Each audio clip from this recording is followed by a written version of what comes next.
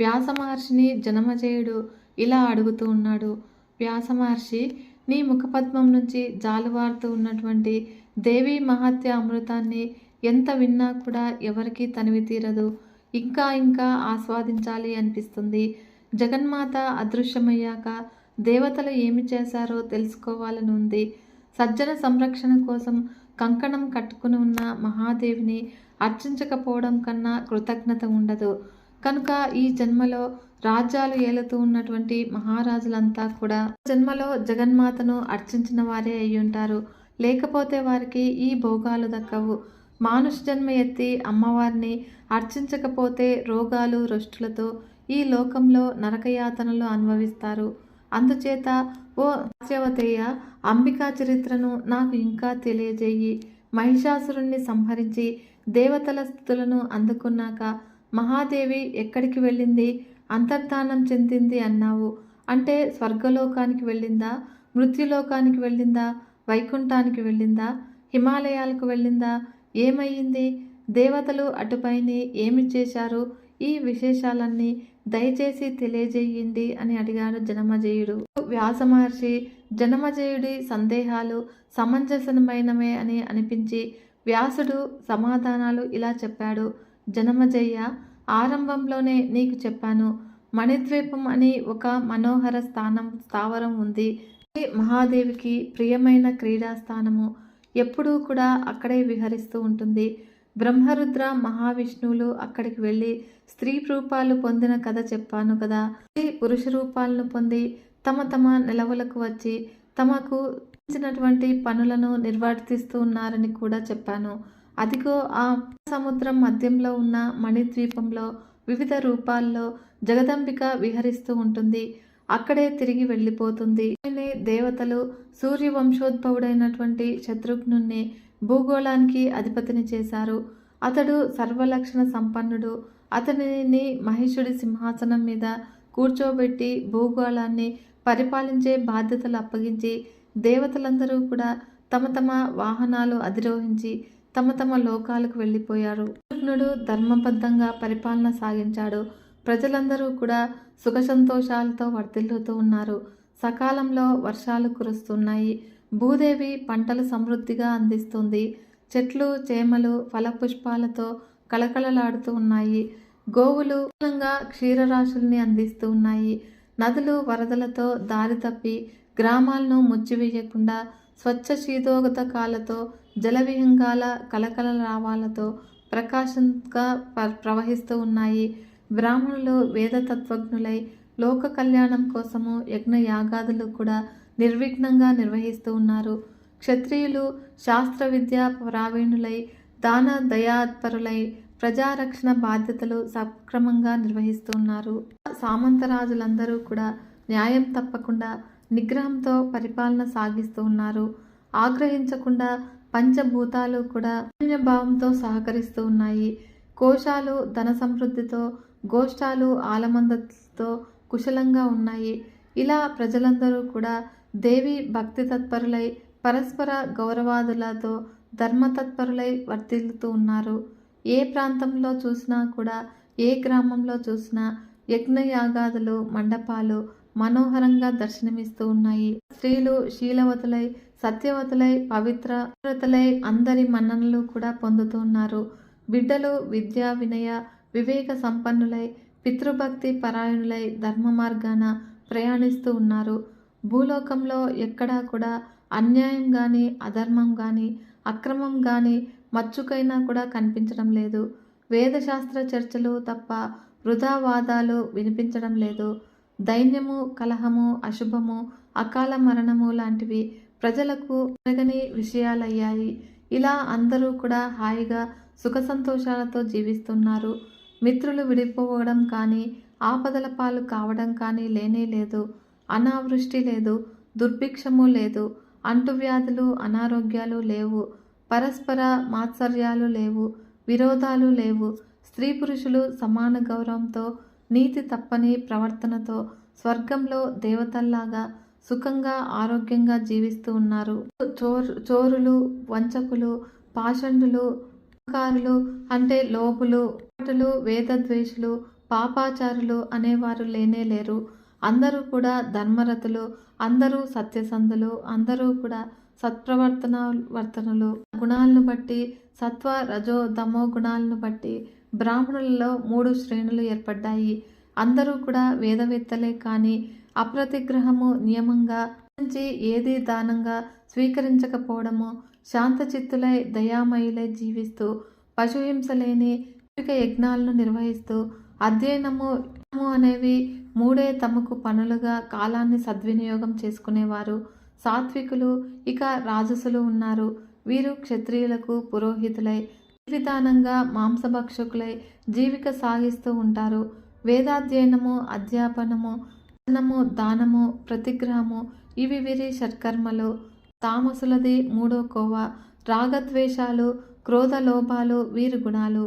ఏదో కొద్దిగా వేదం చెప్పుకొని రాజాస్థానంలో ఉద్యోగులై జీవనం సాగిస్తూ ఉంటారు. కృషి, వాణిజ్యము, పశుపాలన ఇత్యాదులను అద్భుతంగా నిర్వహిస్తూ వైశ్యులు రాజకోశాలను నింపుతూ ఉన్నారు.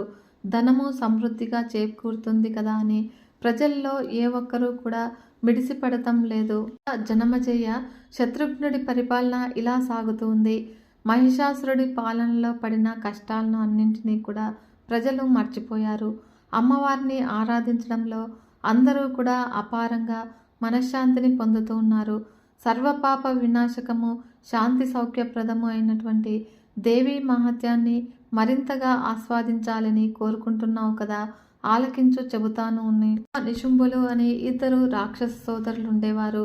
బలాఢ్యులు, పురుషులకు అవధ్యులు, పీడకులు, దురాచారులు, మదోన్మత్తులు, లోకకంటకులు, అపార దానవసేన సమేతులు. వీరిద్దరినీ కూడా మహాఘోర సంగ్రామంలో జగన్మాత సంహరించింది. చండాముండులు, రక్తబీజ, ధూమ్రాక్షులు అనే మహాక్రూర రాక్షసులను కూడా అదే యుద్ధంలో మట్టుపెట్టింది. లోకాలను రక్షించింది. సకల దేవతలతోనూ సకల మానవులతోనూ సంస్తుతులు అందుకుంది. వ్యాస మహర్షి ఇలా చెప్తూ ఉంటే జనమజయుడు ఇలా అంటూ ఉన్నాడు. వ్యాస మహర్షి, నువ్వు ఇలా సంగ్రహంగా చెప్పేస్తే నాకు తృప్తి కలదు. ఎవరు ఈ శుంభ నిశుంభులు మహాబలవంతులు ఎలా అయ్యారు? మహిషాసురుడికి లాగానే వీరికి స్త్రీవధత్వము ఎలా ప్రాప్తించింది? ఏమి తపస్సు చేశారు? ఎవరైనా వరాలు ఇచ్చారా? కట్టుకడపటికి ఎలా మరణించారు? ఇవన్నీ కూడా సవిస్తరంగా చెప్పింది. నా కుతూహలానికి సంతృప్తిని కలిగించు అని అడగ్గా వ్యాస మహర్షి, జనమజయ, నువ్వు ఇలా అడుగుతావని తెలుసు. అందుకే సవిస్తరంగా చెప్పడానికి సిద్ధంగా ఉన్నాను. ఇది ఒక దివ్య కథ. సర్వపాప ప్రణాశిని దేవి చరిత్రము, సర్వార్థ ఫలప్రదము, శుభప్రదము చెబుతున్నాను, ఆలకించు అని. పూర్వకాలంలో శుంభ నిశుంభులు అని ఈ భూగోళం మీద 2 రాక్షసులు ఉండేవారు. పాతాళం నుంచి భూగోళానికి వచ్చారు. 2 కూడా శుభదర్శనులే, యవ్వనంలో ఉన్నారు. కానీ సాంసారిక సుఖాల వైపు వెళ్ళక ఇంద్రియాలను నిగ్రహించుకొని గొప్ప తపస్సు చేశారు. ఎన్నో దకాలను త్యజించి పరమ పావనమైన పుష్కర క్షేత్రంలో యోగ విద్యా ప్రభావంతో 1000 సంవత్సరాలు తీవ్ర తపస్సు చేశారు. స్థిరంగా ఒకే యోగాసనంతో చేసిన ఆ తపస్సుకి బ్రహ్మదేవుడు సంతృప్తి చెందాడు. హంసవాహనంపై బయలుదేరి వారి దగ్గరికి వచ్చారు. వాళ్ళు కళ్ళు మూసుకుని తపస్సు చేసుకుంటూనే ఉన్నారు. అప్పుడు బ్రహ్మదేవుడే పలకరించారు. శుంభ నిశుంభులారా, ఇక లేవండి. మీ తపస్సులకి సంతృప్తి చెందాను. ఏ వరం కావాలో కోరుకోండి, ఇస్తాను అని అన్నాడు బ్రహ్మదేవుడు. యోగ సమాధి నుంచి దిగి శుంభ నిశుంభులు లేచి నిలబడ్డారు. బ్రహ్మకు ప్రదక్షిణం చేశారు. సాష్టాంగపడ్డారు. నిరాహారం వల్ల నీరసించిన కంఠస్వరంతో బ్రహ్మదేవుణ్ణి స్తుతించారు.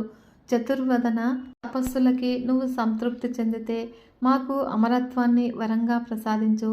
ఈ లోకంలో ఏ జీవికైనా మరణాన్ని మించిన భయం ఏముంది?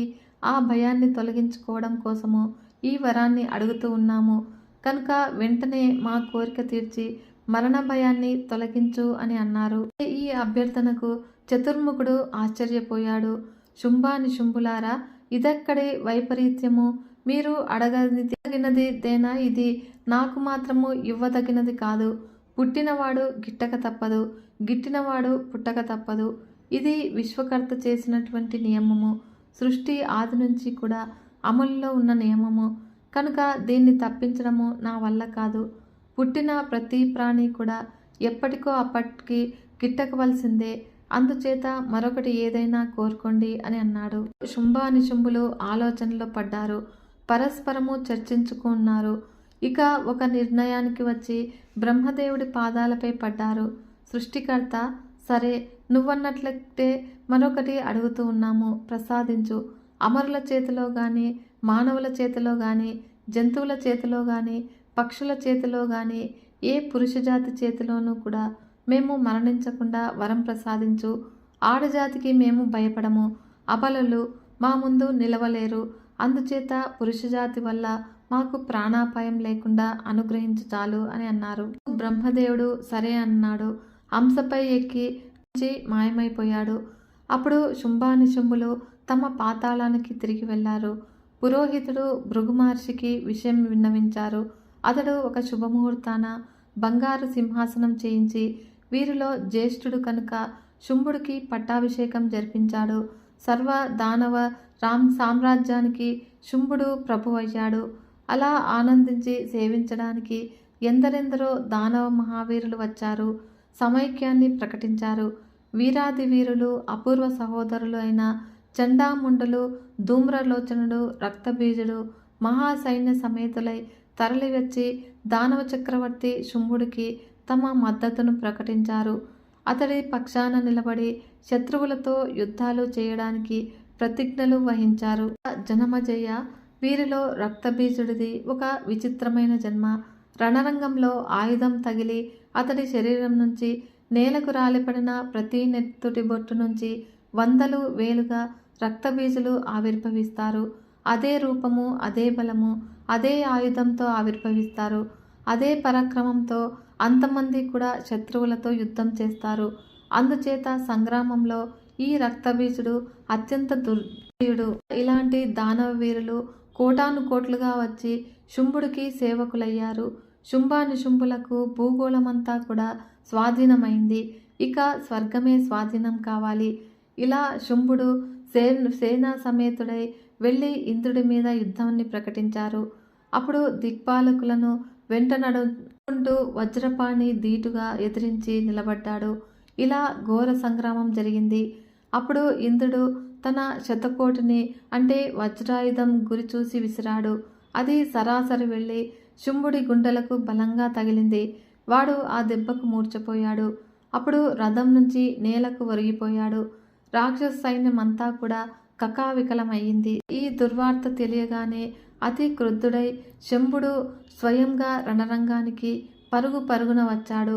వస్తూనే చండ ప్రచండంగా శరవర్షాన్ని కురిపించాడు. అమర సైనికులు దూది పింజల్లాగా అందరూ కూడా ఎగిరిపోయారు. ఇంద్రుడితో సహా దిక్పాలకులంతా కూడా ఓడిపోయారు. అప్పుడు శుంభుడు విజయగర్వంతో వికటాట్టహాసం చేస్తూ వెళ్ళి ఇంద్రసింహాసనాన్ని అధిష్ఠించాడు. కల్పవృక్షాలు, నందనవనము, కామధేనుతో సహా సమస్త దేవలోకాన్ని కూడా స్వాధీనం చేసుకున్నాడు. మహర్షులు చేసే యజ్ఞాలలో ఆవిర్భావాలను కైవసం చేసుకున్నాడు. సుధాపానం చేసి సుఖపారవశంలో మునిగి తేలాడు. దిక్పాలకులనందరినీ కూడా పారద్రోలాడు. హతశేషులై మిగిలిన దేవతలు అడవులకు పారిపోయి తలదాచుకున్నారు. నిరాధారులుగా, నిరాయుధులుగా, తేజస్కులుగా అయిపోయారు. కొండ గుహలలో బిక్కుబిక్కుమంటూ కూడా కాలాన్ని గడుపుతూ ఉన్నారు. అయితే ఒకప్పుడు మహాభోగాలు అనుభవించి ఇప్పుడు ఇలా చీకులయ్యారు. లోకపాలకులని ఖ్యాతి గడించి అమర సుఖాలను అనుభవించిన వారు ఇప్పుడు కొండల్లో, కోనల్లో, నదీ తీరాల్లో కష్టాలు చవిచూస్తూ ఉన్నారు. జనమజయ్య దైవాధీనాలు కదా, ఎప్పుడు ఎవరిని వరిస్తాయో, ఎవరిని త్యజిస్తాయో ఊహించడం చాలా కష్టం సుమా. బలవంతులు, ధనవంతులు, జ్ఞానవంతులు అయితేనేమి ఈవేళ దైన్యాన్ని అనుభవిస్తూ ఉన్నారు. కాలమహిమ అటువంటిది. జనమజయ్య, ఈ కాలమహిమ చిత్రాతి విచిత్రంగా ఉంటుంది.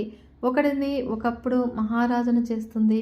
అంతలోనే అతడినే భిక్షువుగా చేస్తూ ఉంటుంది. బంటవుతాడు, బంటు రాజవుతాడు.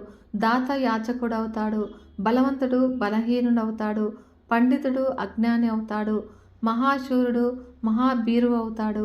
యజ్ఞాలు చేసి సంపాదించుకున్నటువంటి ఇంద్ర పదవిని ఈనాడు కోల్పోయి శచీపతి అడవుల పాలయ్యాడు. కాలమే ధర్మిష్ఠుణ్ణి చేస్తుంది. మళ్ళీ అదే కాలము అదే మనిషిని పాపిష్ఠుణ్ణి అజ్ఞాన్ని చేస్తుంది. ఇందులో ఆశ్చర్యపోవలసింది ఏమీ లేదు. కాలమహిమ అటువంటిది.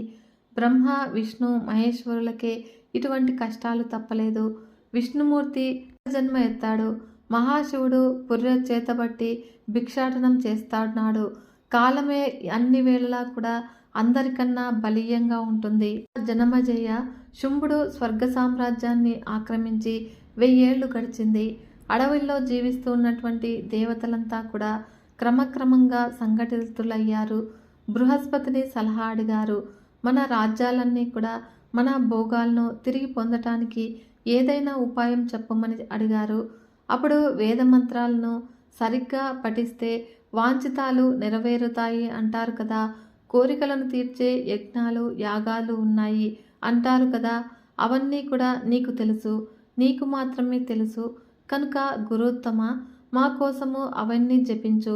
శత్రు వినాశనానికి ఏమేమి చేయబడ్డాయో అవన్నీ కూడా చెయ్యి. విధి విధానంగా చెయ్యి. వినాశనానికి అవసరమైనటువంటి అభిచారాలు అన్నీ కూడా నిర్వర్తించు. ఇంద్రాదుల నోటి నుంచి ఇటువంటి మాటలు వింటూ ఉంటే బృహస్పతికి నవ్వు వచ్చింది, జాలి వేసింది. మృదువుగా ఇలా పలికాడు. దేవతలారా, వేదమంత్రాలు స్వతంత్రాలు కావు. తాము ఫలాలను ఇవ్వవు. ఫలాలు ఎప్పుడూ కూడా దైవాధీనాలే. మంత్రాలకు అధిదేవతలు మీరే కష్టాల పాలయ్యారు. ఇది కాలమహిమ. దీనికి విరుగుడు నేనేమి చేయగలను? ముఖ్యులైన ఇంద్రాగ్ని వరుణులే కడగండ్ల పాలైతే ఇక మీరు ఏ యజ్ఞాలు చేస్తారు? నేనేమి చేయిస్తాను? ప్రతిక్రియ ఏదీ కూడా నాకు తోచడం లేదు. జరగవలసింది జరగడమే, మనం అనుభవించడమే. ప్రతి కష్టానికి ఏదో ఒక తరుణోపాయం ఉంటుంది అని శిష్టులు చెబుతూ ఉన్నారు. దైవమే బలీయమని మరికొందరు అంటూ ఉన్నారు. కనుక ఈ ఉపాయవాదులు దైవాన్ని నిరర్థకమని నిరసిస్తారు. ఇవి రెండూ కూడా కలిసినప్పుడే కార్యసిద్ధి కలుగుతుంది అని నా అభిప్రాయము. కేవలము దైవాన్ని నమ్మి ఊరుకోకూడదు. స్వబుద్ధితో ఉపాయము కూడా ఆలోచించాలి. బాగా ఆలోచించి ఒక మాట చెబుతూ ఉన్నాను, శ్రద్ధగా ఆలకించండి. మీకు తెలిసిందే కానీ ఇంతకాలము భోగాలలో మునిగి తేలుతూ మర్చిపోయినట్టు ఉన్నారు. పూర్వకాలంలో ఒకప్పుడు ఆదిపరాశక్తి మహిషాసురుని సంహరించింది, గుర్తుందా? అప్పుడు మీరంతా కూడా ఆ మహాలక్ష్మిని బహువిధాలుగా స్తుతించారు. అప్పుడు ఆవిడ సంతోషించి మీకు ఒక వరాన్ని ఇచ్చింది. మీరు చుట్టుకోలేని మహాపదలు మిమ్మల్ని చుట్టుముట్టినప్పుడు నన్ను ఒక్కసారి స్మరించండి, నేను వచ్చి మీ కష్టాలు తీరుస్తాను అని అభయం ఇచ్చింది. గుర్తుకు వచ్చిందా? అందుచేత మీరంతా కూడా వెంటనే బయలుదేరి హిమాలయ శిఖరానికి వెళ్ళండి. ప్రశాంత సుందర ప్రదేశంలో ప్రేమపూర్వకంగా భక్తిమహితంగా చండికను ఆరాధించండి. మీలో మాయాబీజ మంత్రజ్ఞులు ఉన్నారు. ఆ మంత్రాలను పునశ్చరణ చెయ్యండి. యోగశాస్త్రము తెలిసిన వారు కూడా ఉన్నారు. కనుక యోగ బలంతో ఉపాసించండి. పరాశక్తి ప్రసన్నురాలవుతుంది. మీ దుఃఖాలు తొలగిపోతాయి, సందేహమే లేదు.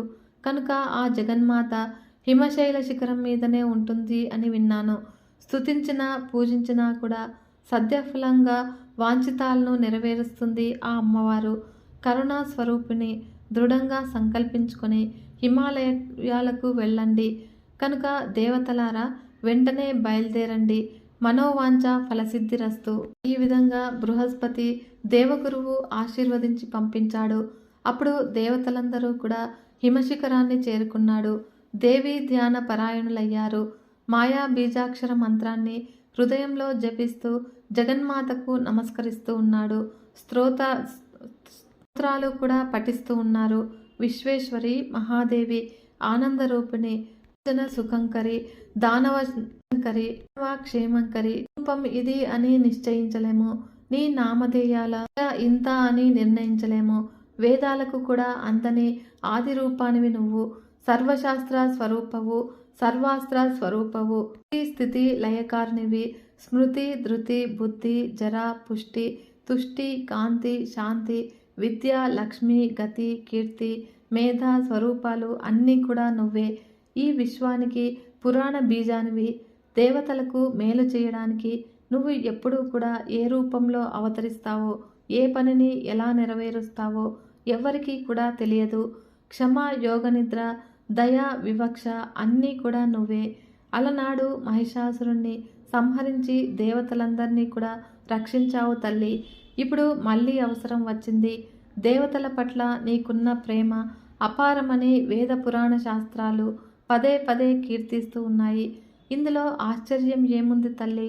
నువ్వు మా జనయిత్రివి కనుక మా పాలన నీ బాధ్యతలు తల్లి. నువ్వు కాదంటే మేము తల్లి లేని బిడ్డలమై తల్లడిల్లిపోతాము. కనుక నీ గుణాలకు, నీ రూపాలకు, నీ నామాలకు అవధులే లేవు. అలాగే సాధు సజ్జనుల పట్ల నీ ప్రేమకు అవధులు లేవు, పరిమితి లేదు. అందుకే రక్షించమని అభ్యర్థిస్తున్నాము తల్లి. భక్తి ప్రపత్తులతో ప్రార్థిస్తూ ఉన్నాము. పాతం లేకుండా, ముష్టిఘాతం లేకుండా, శూల ఖడ్గ శక్తి దండాయుధాలు ఏమీ లేకుండా నువ్వు శత్రువులను చిటికలో సంహరించగలవు. అయినా కూడా లోకోపకారం కోసము ఒక లీలా విలాసంగా రూపాన్ని ధరిస్తావు, ఆయుధాలు ప్రయోగిస్తావు. లేకుండా కార్యోత్పత్తికి జరగదనేది శాశ్వత సత్యము. అనుమానాది ప్రమాణాలతో మేమంతా కూడా తర్కించుకుంటూ ఉంటాము. ఈ విశ్వానికి నువ్వే కర్తవని బ్రహ్మ, విష్ణు, మహేశ్వరులు సృష్టి, స్థితి, లయకర్తలని పురాణాలు చెబుతున్నా కూడా ఆ ముగ్గురిని కూడా యుగాదిలో సృష్టించదని నువ్వే కనుక జగన్మాతవు నువ్వే. ఆ త్రిమూర్తులు అలనాడు నిన్ను ఆరాధిస్తే సంతోషించి ముగ్గురికి కూడా 3 శక్తులు ప్రసాదించావు. ఆ శక్తులు నీ రూపాలే. వాటి సాయంతోనే ఈ ముగ్గురు కూడా తమ విధులను నిర్వహించగలుగుతూ ఉన్నారు. యతీశ్వరులమని చెప్పుకుంటూ లోకుల చేత పాదపూజలు అందుకుంటున్నవారు నిజంగా నిన్ను ఉపాసించకపోతే వారు యతులు కాదు, వట్టి మందమతులు. నువ్వు విశ్వజననివి, పరావిద్యపు వాంఛాప్రదవు, ముక్తిప్రదవు. రాదులే నిన్ను సేవిస్తూ ఉన్నారు, దేవదానవులు నిన్ను అర్చిస్తూ ఉన్నారు. అటువంటి నీ దివ్య చరణారవిందాలను ధ్యానించని అల్పబుద్ధులను ఏమనాలి? విధివంచితులు అంటే వీరుగాక వేరెవరు? నీ అంశావతారమైనటువంటి లక్ష్మీదేవి పాదపంకజాలకు శ్రీ మహావిష్ణువు స్వయంగా పారాణి దిద్దుతూ ఉంటాడు. త్రినేత్రుడైన శంకరుడు పార్వతి పాదాంబుజ రేణువులను శిరసా వహిస్తూ ఉంటాడు. అటువంటిది నీ పాదాలను భజించని మానవ మాత్రుడి గురించి ఏమి చెప్పమంటావు? విరాగులై సంసారాలను విడిచిపెట్టి తపస్సులు చేపట్టిన మునీశ్వరులు సైతము నీ పాదపద్మాలను ఆరాధిస్తూ ఉన్నారు. జగన్మాత ఒకటి మాత్రం ఖాయము, సంసార కూపపతులైనటువంటి నిన్ను అర్చించని వారు నిజంగా వారికి రోగాలు, రొష్టులు తప్ప సుఖాలు ఉండవు. ఈ జన్మలో కట్టెలు అమ్ముకుంటూనో, గాదము అమ్ముకుంటూనో మహాదరిద్రము అనుభవిస్తూ ఉన్న వారంతా కూడా క్రిందటి జన్మలో జగన్మాతను అర్చించని వారిని నిర్ధారణగా చెప్పవచ్చును. జనమజేయ సకల దేవతలు కూడా సామూహిక దీక్షగా ఇలా స్తుతిస్తూ ఉంటే కరుణామయీ హృదయము కరగకుండా ఉంటుందా? రూపయవన సంపన్నంగా ప్రత్యక్షమైంది. దివ్య సుందర వస్త్రాలు ధరించి దివ్య సుందర భూషణాలు అలంకరించుకుంది. దివ్య సుందర మాలికలు ముడుచుకుంది. దివ్య చందన చర్చ ఉంది. జగన్మోహన లావణ్యంతో సర్వలక్షణ లక్షిత రూపవైభవంతో ఆ అద్వితీయ స్వరూపిణి దేవతలకు దర్శనం అనుగ్రహించింది. గంగానదిలో స్నానానికలు హిమగిరి పైనుంచి వెలువడి వచ్చింది. వచ్చి ఆ విశ్వమోహన మోహిని తన మేఘ గంభీరం కంఠధ్వనితో కోకిలలాగా దేవతలను ఇలా పలకరించింది. దేవతలారా, ఏమిటి ఇంతగా స్తుతిస్తూ ఉన్నారు? మళ్ళీ ఏమి ప్రమాదం వచ్చింది? అందరూ చింతావిష్టులై కనబడుతూ ఉన్నారు. కారణం ఏమిటి? నేనేమి చెయ్యాలి చెప్పండి అని ఆ దివ్య రూప సౌందర్యానికి సమ్మోహితులై దేవతలు ఈ పలకరింపుతోనే తేరుకున్నారు. ఓ విశ్వేశి, కరుణారాశి, కాపాడు తల్లి, కాపాడు. రాక్షసులు పెట్టే బాధలు పడలేకపోతూ ఉన్నాము. నిన్ను శరణు వేడుతూ ఉన్నాము. పూర్వము ఒకప్పుడు నువ్వు మహిషాసురుణ్ణి సంహరించి మాకు ఒక వరాన్ని ఇచ్చావు. మహా ఆపదలు చుట్టుముట్టినప్పుడు నన్ను స్మరించండి, వెంటనే వచ్చి తీరుస్తాను, రక్షిస్తాను అన్నావు. ఆ ధైర్యంతో నిన్ను ఇప్పుడు స్మరించాము. ఎందుకంటే మునిపటి కన్నా కూడా పెద్ద ఆపద వచ్చి పడింది తల్లి మాకు. శుంభ నిశుంభులు అని ఇద్దరు మహారాక్షసులు తయారయ్యారు. ఘోరాతి ఘోరులు, యజ్ఞ విఘ్నకారులు. మమ్మల్ని తరిమివేసి స్వర్గాన్ని ఆక్రమించుకున్నారు. వీరు కూడా పురుషులకు అవధ్యులుగా వరం పొందిన వారే. అలా వరం ఇచ్చినది మళ్ళీ బ్రహ్మదేవుడే. వీళ్ళకి సైదోడులు, రక్తబీజ, ముండాది మహావీరులు ఇంకా చాలామంది ఉన్నారు. అందరూ కలిసి మమ్మల్ని ఏడిపించుకు తింటూ ఉన్నారు. కనుక వీళ్ళ దాటి తట్టుకోలేక మేమంతా కూడా చెట్టుకొకరము పుట్టకొకరుగా పారిపోయాము. ఆకులు అలములు తింటూ కాలాన్ని గడుపుతూ ఉన్నాము. కంటి నిండా నిద్రపోయి ఎంత కాలమైందో. నందనవనంలో కల్పవృక్ష ఛాయలలో క్రీడించే మేము ఘోరారణ్యాల్లో తలదాచుకోవలసి వచ్చింది తల్లి. రత్నఖచిత సువర్ణ దివ్య వర్ణాలతో నివసించిన మేము చీకటి గుహలలో, కొండ గుహలలో బిక్కుబిక్కుమంటూ కాలాన్ని వెళ్ళబుచ్చుతూ ఉన్నాము. కనుక అమ్మ, మా బాధలు చెప్పుకోము, ఎంతని చెప్పుకోమము. అన్నీ ఎరిగిన దానవు. మాకు నువ్వు తప్ప మరొక దిక్కు లేదు. కాస్తంత ఉపకారం చేసి పెట్టు తల్లి. మేమింతా కూడా నీ పాదదాసులము, సేవకులము. మాకే కాదు, ఈ జగత్తులో దుఃఖార్తులకు అందరికీ కూడా నువ్వే కదా శరణ్యము. మరోసారి ముల్లోకాలను కూడా రక్షించవలసిన అవసరం ఏర్పడింది. ఇది నీ సృష్టి, ఇది నీ బిడ్డలము. వలసిన అవసరము తల్లిగా నీకు ఉంది కదా తల్లి. పీడకులు, లోకకంటకులు అయిన ఆ దానవులను సంహరించి మా ప్రాణాలు నిలబెట్టు తల్లి. దేవతల దీనాలాపనలు, అభ్యర్థనలను ఆలకించినటువంటి జగదంబిక అభయం ఇచ్చింది. దానవ సంహారం చేస్తాను, మిమ్మల్ని రక్షిస్తాను అంది. అప్పుడు అంటూనే ఆ హిమగిరి తనయ తన శరీరం నుంచి మరొక స్త్రీమూర్తిని ఆవిర్భవింపచేసింది. ఆ జగదంబికను కౌశికి అని ముల్లోకాలు కూడా కీర్తించాయి. కౌశికి ఆవిర్భావం అయ్యాక పార్వతీదేవి తన శరీరం రంగును మార్చింది. నల్లని కాటుక రంగులోనికి మారిపోయింది.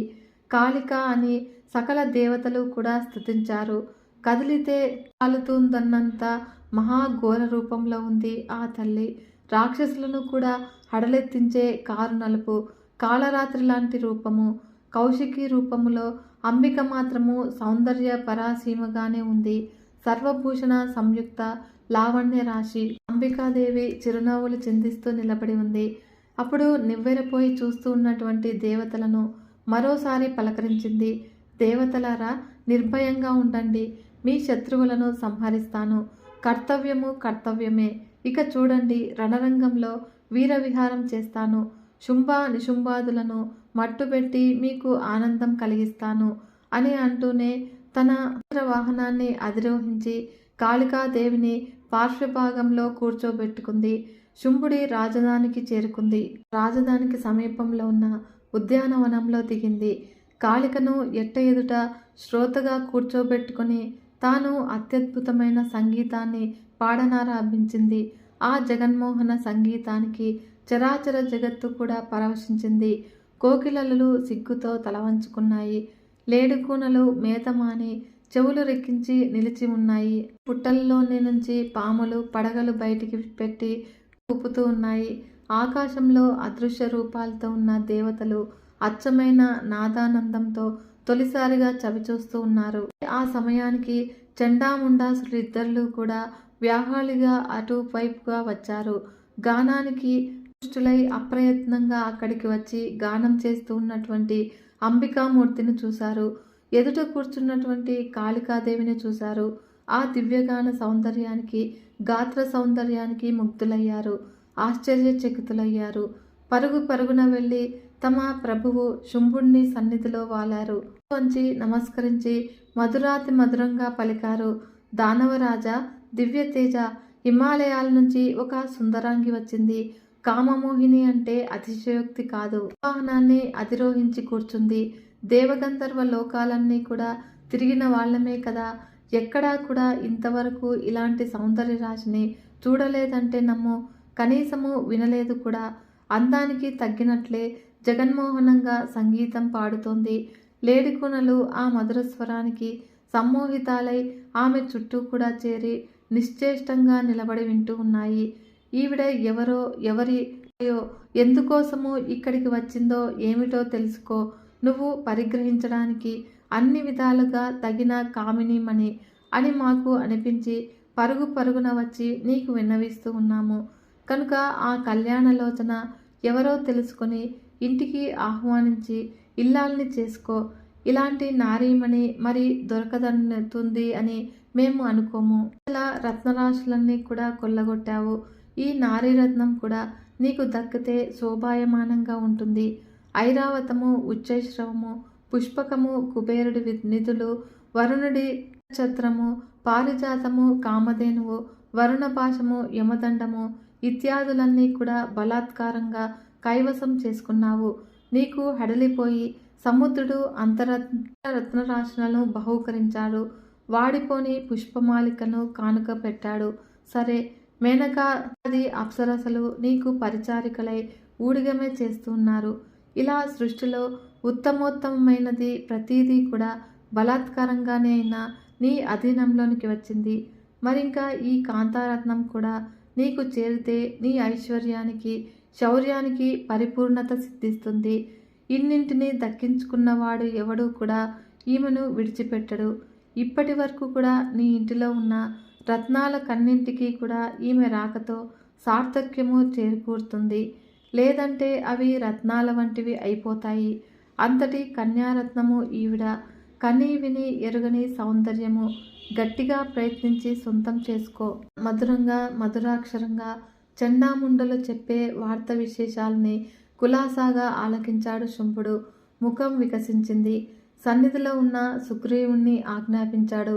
సచివ, సుగ్రీవ దానవ, దౌత్యము నిర్వహించవయ్యా. నువ్వు విచక్షణుడివి, నిపుణుడివి. కార్యం సాధించుకురా. అక్కడికి వెళ్ళి ఏది చెప్పాలో, ఎలా చెప్పాలో అలా చెప్పి ఆ కృషోదరి అంతటా తానుగా ఇక్కడికి వచ్చేటట్లు చెయ్యి. నీకు తెలుసుగా, మణుల దగ్గర భేద దండోపాయాలు పనికిరావని, కేవలం సామధానాలే ఉపయోగించాలి అని శృంగార కోవిదులు చెబుతూ ఉన్నారు. భేదోపాయం వల్ల రసాభాసము, దండోపాయం వల్ల రసభంగమును, అందుచేత సుతరాము కూడా పనికిరావు. నీ వంటి నేర్పరులు పూనుకొని సామధానాలను మధుర వాక్యాలతో మిళయిస్తేనే కానీ కామినీమణి ఉంటుందా? జయోస్తు, వెళ్ళిరా అని చెప్పి పంపించాడు. దానవ సుగ్రీవుడు ఆ ఉద్యానవనం చేరుకున్నాడు. సింహవాహనం మీద మూర్తిభవించిన సౌందర్య రాశిని చూశాడు. సరాసరి వెళ్ళి సాష్టాంగపడ్డాడు. కుమారంగా మధురాతి మధురంగా సంభాషించాడు. సుందరవదనారవింద, శుంభుడు అనే దానవ చక్రవర్తిని గురించి ఎప్పుడైనా విన్నావా? సర్వాంగ సుందరుడు, ముల్లోకాలకు అధిపతి, ఇంద్రాది దిక్పాలకులందరినీ కూడా జయించిన శూరుడు, వీరుడును. ఆ మహారాజు పంపితేనే నేను ఇలా దగ్గరికి వచ్చాను. నీ రూప సౌందర్యం గురించి ఆ మహాత్ముడు ఇప్పుడే విన్నాడు. విన్నప్పటి నుంచి మనస్సంతా కూడా నీకే అర్పించి ఆనందపడిపోతూ ఉన్నాడు. ప్రేమపూర్వకంగా మా దానవ చక్రవర్తి చెప్పమన్న ఒకే ఒక్క మాట చెబుతూ ఉన్నాను, ఆలకించు. నీకు సాష్టాంగపడి మరీ చెబుతున్నాడు సుమా, గ్రహించుకో. నేను త్రిలోకాధిపతిని. యజ్ఞ భాగాలను నేనే స్వీకరిస్తూ ఉన్నాను. స్వర్గలోక సారాన్నంతటినీ కూడా ఇక్కడ ఈ పాతాళంలో కూర్చునే హరించాను. రత్నవిహీనను చేశాను. దేవతల దగ్గరున్నటువంటి విలువైన వస్తువులనన్నింటినీ కూడా బలాత్కారంగా అపహరించి తెచ్చాను. ముల్లోకాల్లోనూ సర్వరత్నాలకు నేనే అధిపతిని. దేవదానవ మానవ జాతులన్నీ కూడా నా చెప్పు చేతుల్లోనే ఉన్నాయి.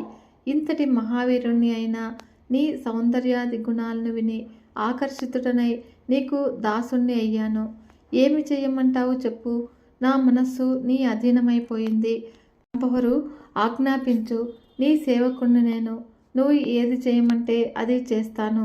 అందాల రాశి, మన్మధుని బాణాల నుంచి నన్ను కాపాడు. చూపుల చిన్నదాన, ఈ మన్మదార్థుడిని మీద కాసింత దయ చూపించు. నన్ను వరించు. నీ ఇచ్చినట్లు క్రీడించు. సదా సౌభాగ్యవతివై వర్ధిల్లు. మా ప్రభువు సందేశము విన్నావుగా. జాగ్రత్తగా ఆలోచించి ప్రేమగా, మధురంగా ఏమి చెబుతావో చెప్పు. అది యథాతథంగా తీసుకువెళ్ళి విన్నవిస్తాను అని ప్రసంగం ముగించాడు సుగ్రీవుడు. అంబిక ముఖం మీద ఒక లేత చిరునవ్వు విరిసిరింది. సౌమ్యంగా బదులు పలికింది.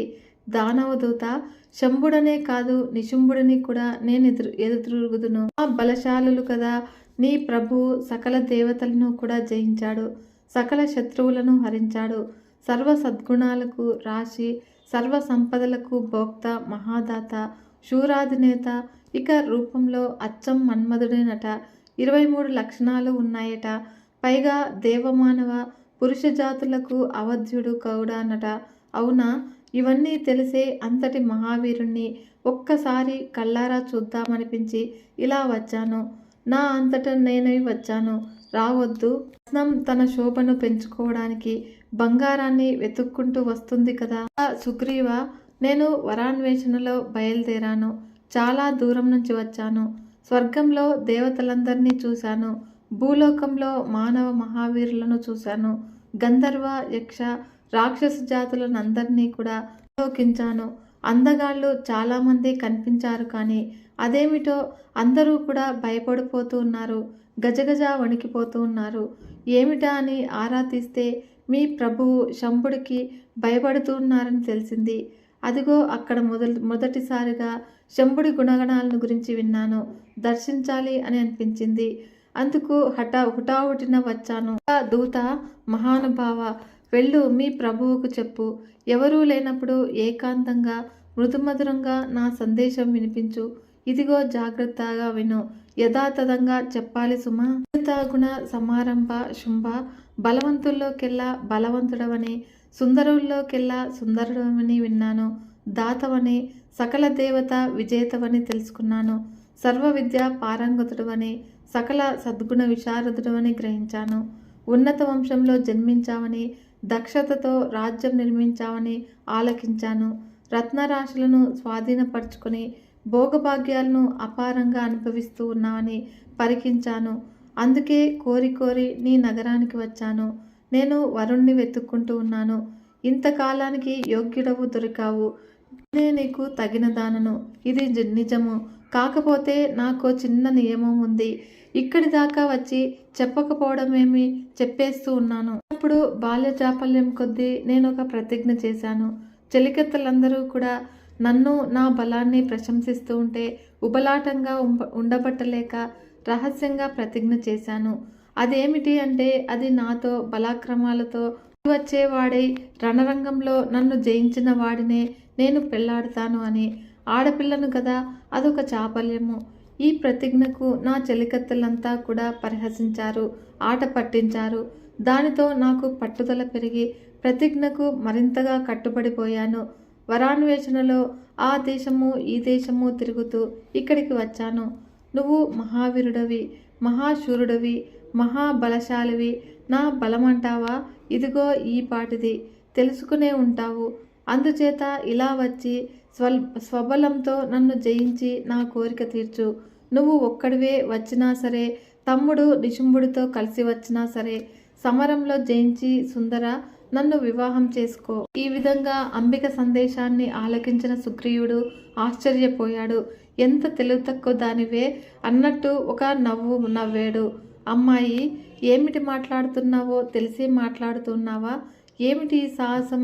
ఆడదాన్ని అనిపించుకున్నావు.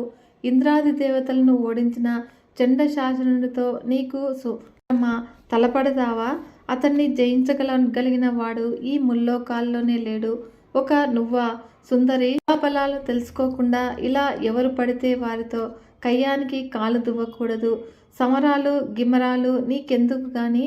మా ప్రభువు ఏదో నీ మీద మనసు పడ్డాడు. అంగీకరించి వివాహం చేసుకో, సుఖపడు. మూర్ఖంగా పంతాలకి పోవద్దు. నా మాట విను. శుంభుడిని వరించు లేదా నిశుంభుడిని వరించు. శృంగారము సర్వప్రాణి కోటికి ఆనందదాయకమే. అందున నీలాంటి అందగత్తెలకు, యువతులకు ఇంకాను. ఇప్పుడు నువ్వు నా వెంట రాకపోతే మా ప్రభువుకి కోపం వస్తుంది. సేవకులను పంపించి నిన్ను బలాత్కారంగా తీసుకుపోతాడు. జుట్టు పట్టుకుని లాక్కుపోతాడు. అసలే రాక్షసులు శుంభుడి సన్నిధిలో పడేస్తారు. అదెంత అవమానమో ఆలోచించు. సిగ్గుని కాపాడుకో. తన్వంగి సాహసాలు చెయ్యకు. గౌరవంగా అడిగాడు, గౌరవంగా పద. గౌరవం తక్కించుకో. యుద్ధం ఎక్కడా, రథ సౌఖ్యం ఎక్కడా? సారాసార వివేకం ఉండవద్దు. నువ్వు ఎంతో అదృష్టం చేసుకున్నావు కనుక ఇలాంటి సువర్ణావకాశం లభించింది. శుభప్రదంగా ఉంటుంది. నా మాట విని శుంభుణ్ణో నిశుంభుణ్ణో వివాహం చేసుకో అనే అంబిక ఇలా అంటుంది. దూత, నువ్వు చెబుతున్నది అంతా వాస్తవమే, అంగీకరిస్తూ ఉన్నాను. శుంభ నిశుంభులు మహావీరులని మహాక్రూరులని నాకు బాగా ఎరుగుదును. కానీ ఏం చెయ్యను? చిన్నపాటి నా ప్రతిజ్ఞ తీరాలి కదా. లేకపోతే చెలికత్తల్లో నాకు నగుబాటు కాదు, అవమానం కాదు, సిగ్గుచేటు కాదు. అందుచేత శుంభుడు కానీ నిశుంభుడు కానీ ఎవడు బలవత్తరుడైతే వాడే నా భర్త. రమ్మను, నన్ను జయించమను, ప్రాణిగ్రహణము చెయ్యమను. నేనేదో ఈ దేశము పర్యటిస్తూ యథాలాపంగా వచ్చాను. ఒంటరిదాన్ని, పైగా అబలను. వీరధర్మము ఒకసారి గుర్తు చేసుకుని నాకు యుద్ధం అనుగ్రహించమని మీ ప్రభువుకు విన్నవించు. నా చేతిలో శూలం ఉంది. అది చూసి భయపడేటట్లయితే పాతాళంలోనే ఉండి పొమ్మను. మరింకా బయటికి రావద్దును. స్వర్గాన్ని భూలోకాన్ని వదులుకోమను. సుగ్రీవా, నేను ఏమైపోతానో అనే బెంగ నీకెందుకు గాని నువ్వు వెంటనే వెళ్ళి నేను చెప్పింది చెప్పినట్లుగా చెప్పు మీ ప్రభువుకి. అతడే ఆలోచించుకుంటాడు. ఏది యుక్తమనిపిస్తే అదే చేస్తాడు. ఉన్నది ఉన్నట్టు చెప్పడమే కదా దూతగా నీ ధర్మము. అది చెయ్యి చాలు. మిగతా విషయాలు నీకు అనవసరము. వెళ్ళు, త్వరగా వెళ్ళు అనగానే సుగ్రీవుడు మరింక నోరు మెదపలేదు. హుటాహుటిని శుంభుడిని చేరుకున్నాడు. సాష్టాంగ పడి లేచాడు. ఇలా చెబితే ఏమి కోపం వస్తుందోనని సంశయిస్తూ ఉపోద్ఘాతంతో ప్రారంభించాడు. మా ప్రభు, సత్యము ప్రియకరము అయిన మాట చెప్పాలని పెద్దలంటారు. అందుకని ఆలోచిస్తున్నాను. నిజానికి ఆ 2 లక్షణాలు కలిసున్న మాట దుర్లభం సుమా. అప్రియం చెబితే అది సత్యమే అయినా ప్రభువులకి కోపం వస్తుంది. పోనీ ప్రియమే చెబుతాము అంటే అది అసత్యమై ఆ తర్వాత మీదకి తెస్తుంది. ఈ అబల ఎవరో ఎక్కడి నుంచి వచ్చిందో మరి. ఆవిడ గారి బలం ఏమిటో నాకు ఏమాత్రము గోచరం కావటం లేదు. అంతా గందరగోళంగా ఉంది. వెళ్ళి చూశానా? యుద్ధమో అంటుంది. మహాగర్వంగా ఉంది. చాలా కటువుగా మాట్లాడుతుంది. అయినా కూడా నాకెందుకు బాబు, ఆవిడ చెప్పమన్నట్లుగా చెబుతూ ఉన్నాను. మహాప్రభు ఆలకించు. బాల్యంలో చెలికత్తెల ముందు వినోదం కోసము నా వివాహ విషయమై ఒక ప్రతిజ్ఞ చేశాను. ఎవడు నన్ను యుద్ధంలో జయించి నా గర్వాన్ని వదిలిస్తాడో ఆ సమరబలుడే నేను వివాహం చేసుకుంటాను అని. కాబట్టి నా ప్రతిజ్ఞ వృధా కాకుండా యుద్ధం చేసి నన్ను జయించి వివాహం చేసుకో అని నీకు విన్నవించమంది ప్రభు. ఆ సుందరాంగి చెప్పమన్నది చెప్పేశాను. ఆ తర్వాత నీ ఇష్టము. ఆవిడ మాత్రము కయ్యానికి కాలు దూవుతుంది. త్రిశూలం ధరించి సింహవాహనం మీద సిద్ధంగా ఉంది. బాగా ఆలోచించి ఏది యోగ్యమో అది చెయ్యండి. ఈ విధంగా సుగ్రీవుడు జంకుతూనే విషయమంతా కూడా విన్నవించాడు. అప్పుడు శంభుడు శ్రద్ధగా విన్నాడు. పక్కనే కూర్చున్నటువంటి నిశుంభుడు కేసి చూశాడు. సోదరా, కర్తవ్యం ఏమిటో ఆలోచించు. ఒక ఆడది కయ్యానికి రమ్మని కవ్విస్తుంది. నేను వెళ్ళాలా? నువ్వు వెళతావా? అనగా అగ్రజ, నువ్వు వద్దు, నేను వద్దు. ఈ మాత్రం ఆడదానితో యుద్ధానికి మనం కావాలా? ధూమ్రలోచనుని పంపించు, జయించి తీసుకువస్తాడు, వివాహం జరిపిస్తాడు అని అన్నాడు నిశుంభుడు. శుంభుడికి ఈ ఆలోచన నచ్చింది. మహాసైన్యంతో వెళ్ళమని ధూమ్రలోచనుని ఆజ్ఞాపించాడు. ఆ సుందరాంగిని సంహరించకుండా పట్టితెమ్మని మరీ చెప్పాడు. ఆవిడకు సహాయంగా ఏ దేవతలు వచ్చినా ఏ మానవులు వచ్చినా సంహరించు. కూడా ఉన్న కాళికను కూడా మర్దించు. ఆవిడను మాత్రం సంహరించకు. బంధించి తీసుకురా. ఆ సాధ్వి, సుకుమారి, కృషోదరి ప్రయత్నపూర్వకంగా రక్షణీయ. ఇది మాత్రము గుర్తుంచుకో అని చెప్పి పంపించాడు. ధూమ్రలోచనుడు ప్రభువుకు ప్రదక్షిణం చేసి పాదాలకు నమస్కరించాడు. 60,000 మంది అసాధ్య రాక్షస సైన్యంతో బయలుదేరాడు. అందమైన ఉద్యానవనంలో విడిది చేసి సంగీతం పాడుకుంటూ ఉన్నటువంటి అంబికాదేవిని దర్శించాడు. ఆ వృషభాక్షిని చూస్తూనే వినయంగా నమస్కరించాడు. దేవి, శుంభుడిని విరహంతో పరితపిస్తూ ఉన్నాడు. నీతి తెలిసినవాడు కనుక ముందుగా దూతను పంపించాడు. రసభంగం పనికిరాదని సమోపాయం ప్రయోగించాడు. ఆ దూత నీ నుంచి తిరిగి వచ్చి ఏదేదో చెప్పాడు. మా ప్రభువు ఆశించిన దానికి భిన్నంగా ఉంది నీ సందేశము. అది విన్నాక మరీ చింతాకులుడయ్యాడు. నువ్వు రసమార్గం తెలిసిన దానివే కనుక చెప్తూ ఉన్నాను. శుంభుడు కామమోహితుడై నిన్నే కలవరిస్తూ ఉన్నాడు. బహుశా నువ్వు గర్భంగా చెప్పిన దాన్ని ఆ దూతగాడు సరిగ్గా అర్థం చేసుకోలేదేమో అని అనుకుంటూ ఉన్నాను.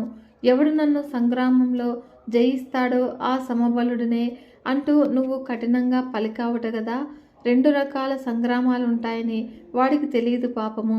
అమాయకుడు. శర సంగ్రామము ఒకటి, స్మర సంగ్రామము ఒకటి. ఈ రెండోది నీ వంటి అమోరులతోనూ, ఆ మొదటిది శత్రువీరులతోనూ సముదాత్త సుందరంగా ఉంటాయి. ఒకటి సుఖప్రదము, ఒకటి దుఃఖప్రదమును. ఆ సుందరాంగి, నీలాంటి అందగత్తెల మనస్సును తెలుసుకోవడం అందరికీ సాధ్యమవుతుందా? మా ప్రభువు వంటి రసికులకే చెల్లు. అందుకే మహాసైన్యంతో నన్ను పంపించాడు. సగౌరవంగా తీసుకురమ్మన్నాడు. స్మర సంగ్రామ వాంఛ తీరుస్తాడు.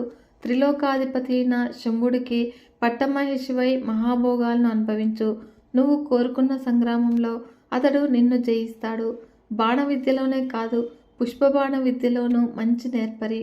నువ్వు చిత్ర విచిత్రంగా హావాలను ప్రదర్శిస్తే అతడు సమస్థాయిలో భావాలను ప్రకటిస్తాడు. ఆ సంగ్రామంలో ఈ కాళిక మీకు నర్మసాక్షిని అవుతుంది. మందిరంలో సుఖశయ్య మీద నీతో సంగ్రామం చేసి నిన్ను ఓడిస్తారు. మానినిమణి, మృదువుగా చెప్పాను, హితవుగా చెప్పాను. మా దానవ అధ్యక్షుడి అభ్యర్థనను మన్నించు. అస్త్రశస్త్రాలతో యుద్ధం కోరుకునేవారు వట్టి మందభాగ్య శిఖామణులు. దానికి నువ్వు తగవు. అది నీకు వద్దు. నువ్వు సురక్షిత వల్లభవు. నీ మృదువైన తాండవంతో పులకింపచేసి మా ప్రభువుకు అశోకత కలిగించు. మద్యం పుక్కిట పట్టి చిలకించి పరచు అని ఆలోచనుని ప్రసంగానికి అంబికాదేవి సమాధానం చెప్పలేదు. మౌనంగా ఉండిపోయింది. కాళికాదేవి కల్పించుకుంది. ఘాటుగా బదులు పలికింది. దూత విదూషకుడిలాగా నటుడిలాగా మాట్లాడుతూ ఉన్నావు. మధురంగా మాట్లాడుతూ వృధా మనోరథాలు వేస్తూ ఉన్నావు. సేవా సహితుడవై వచ్చావు. ఆ దుర్మార్గుడు పంపితే వచ్చావు. యుద్ధం చెయ్యి. వ్యర్థలాపాలు చాలించు.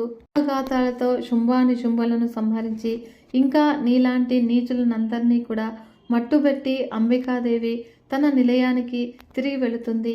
ఈ జగన్మోహినితో మీ మందమతికి వివాహమా?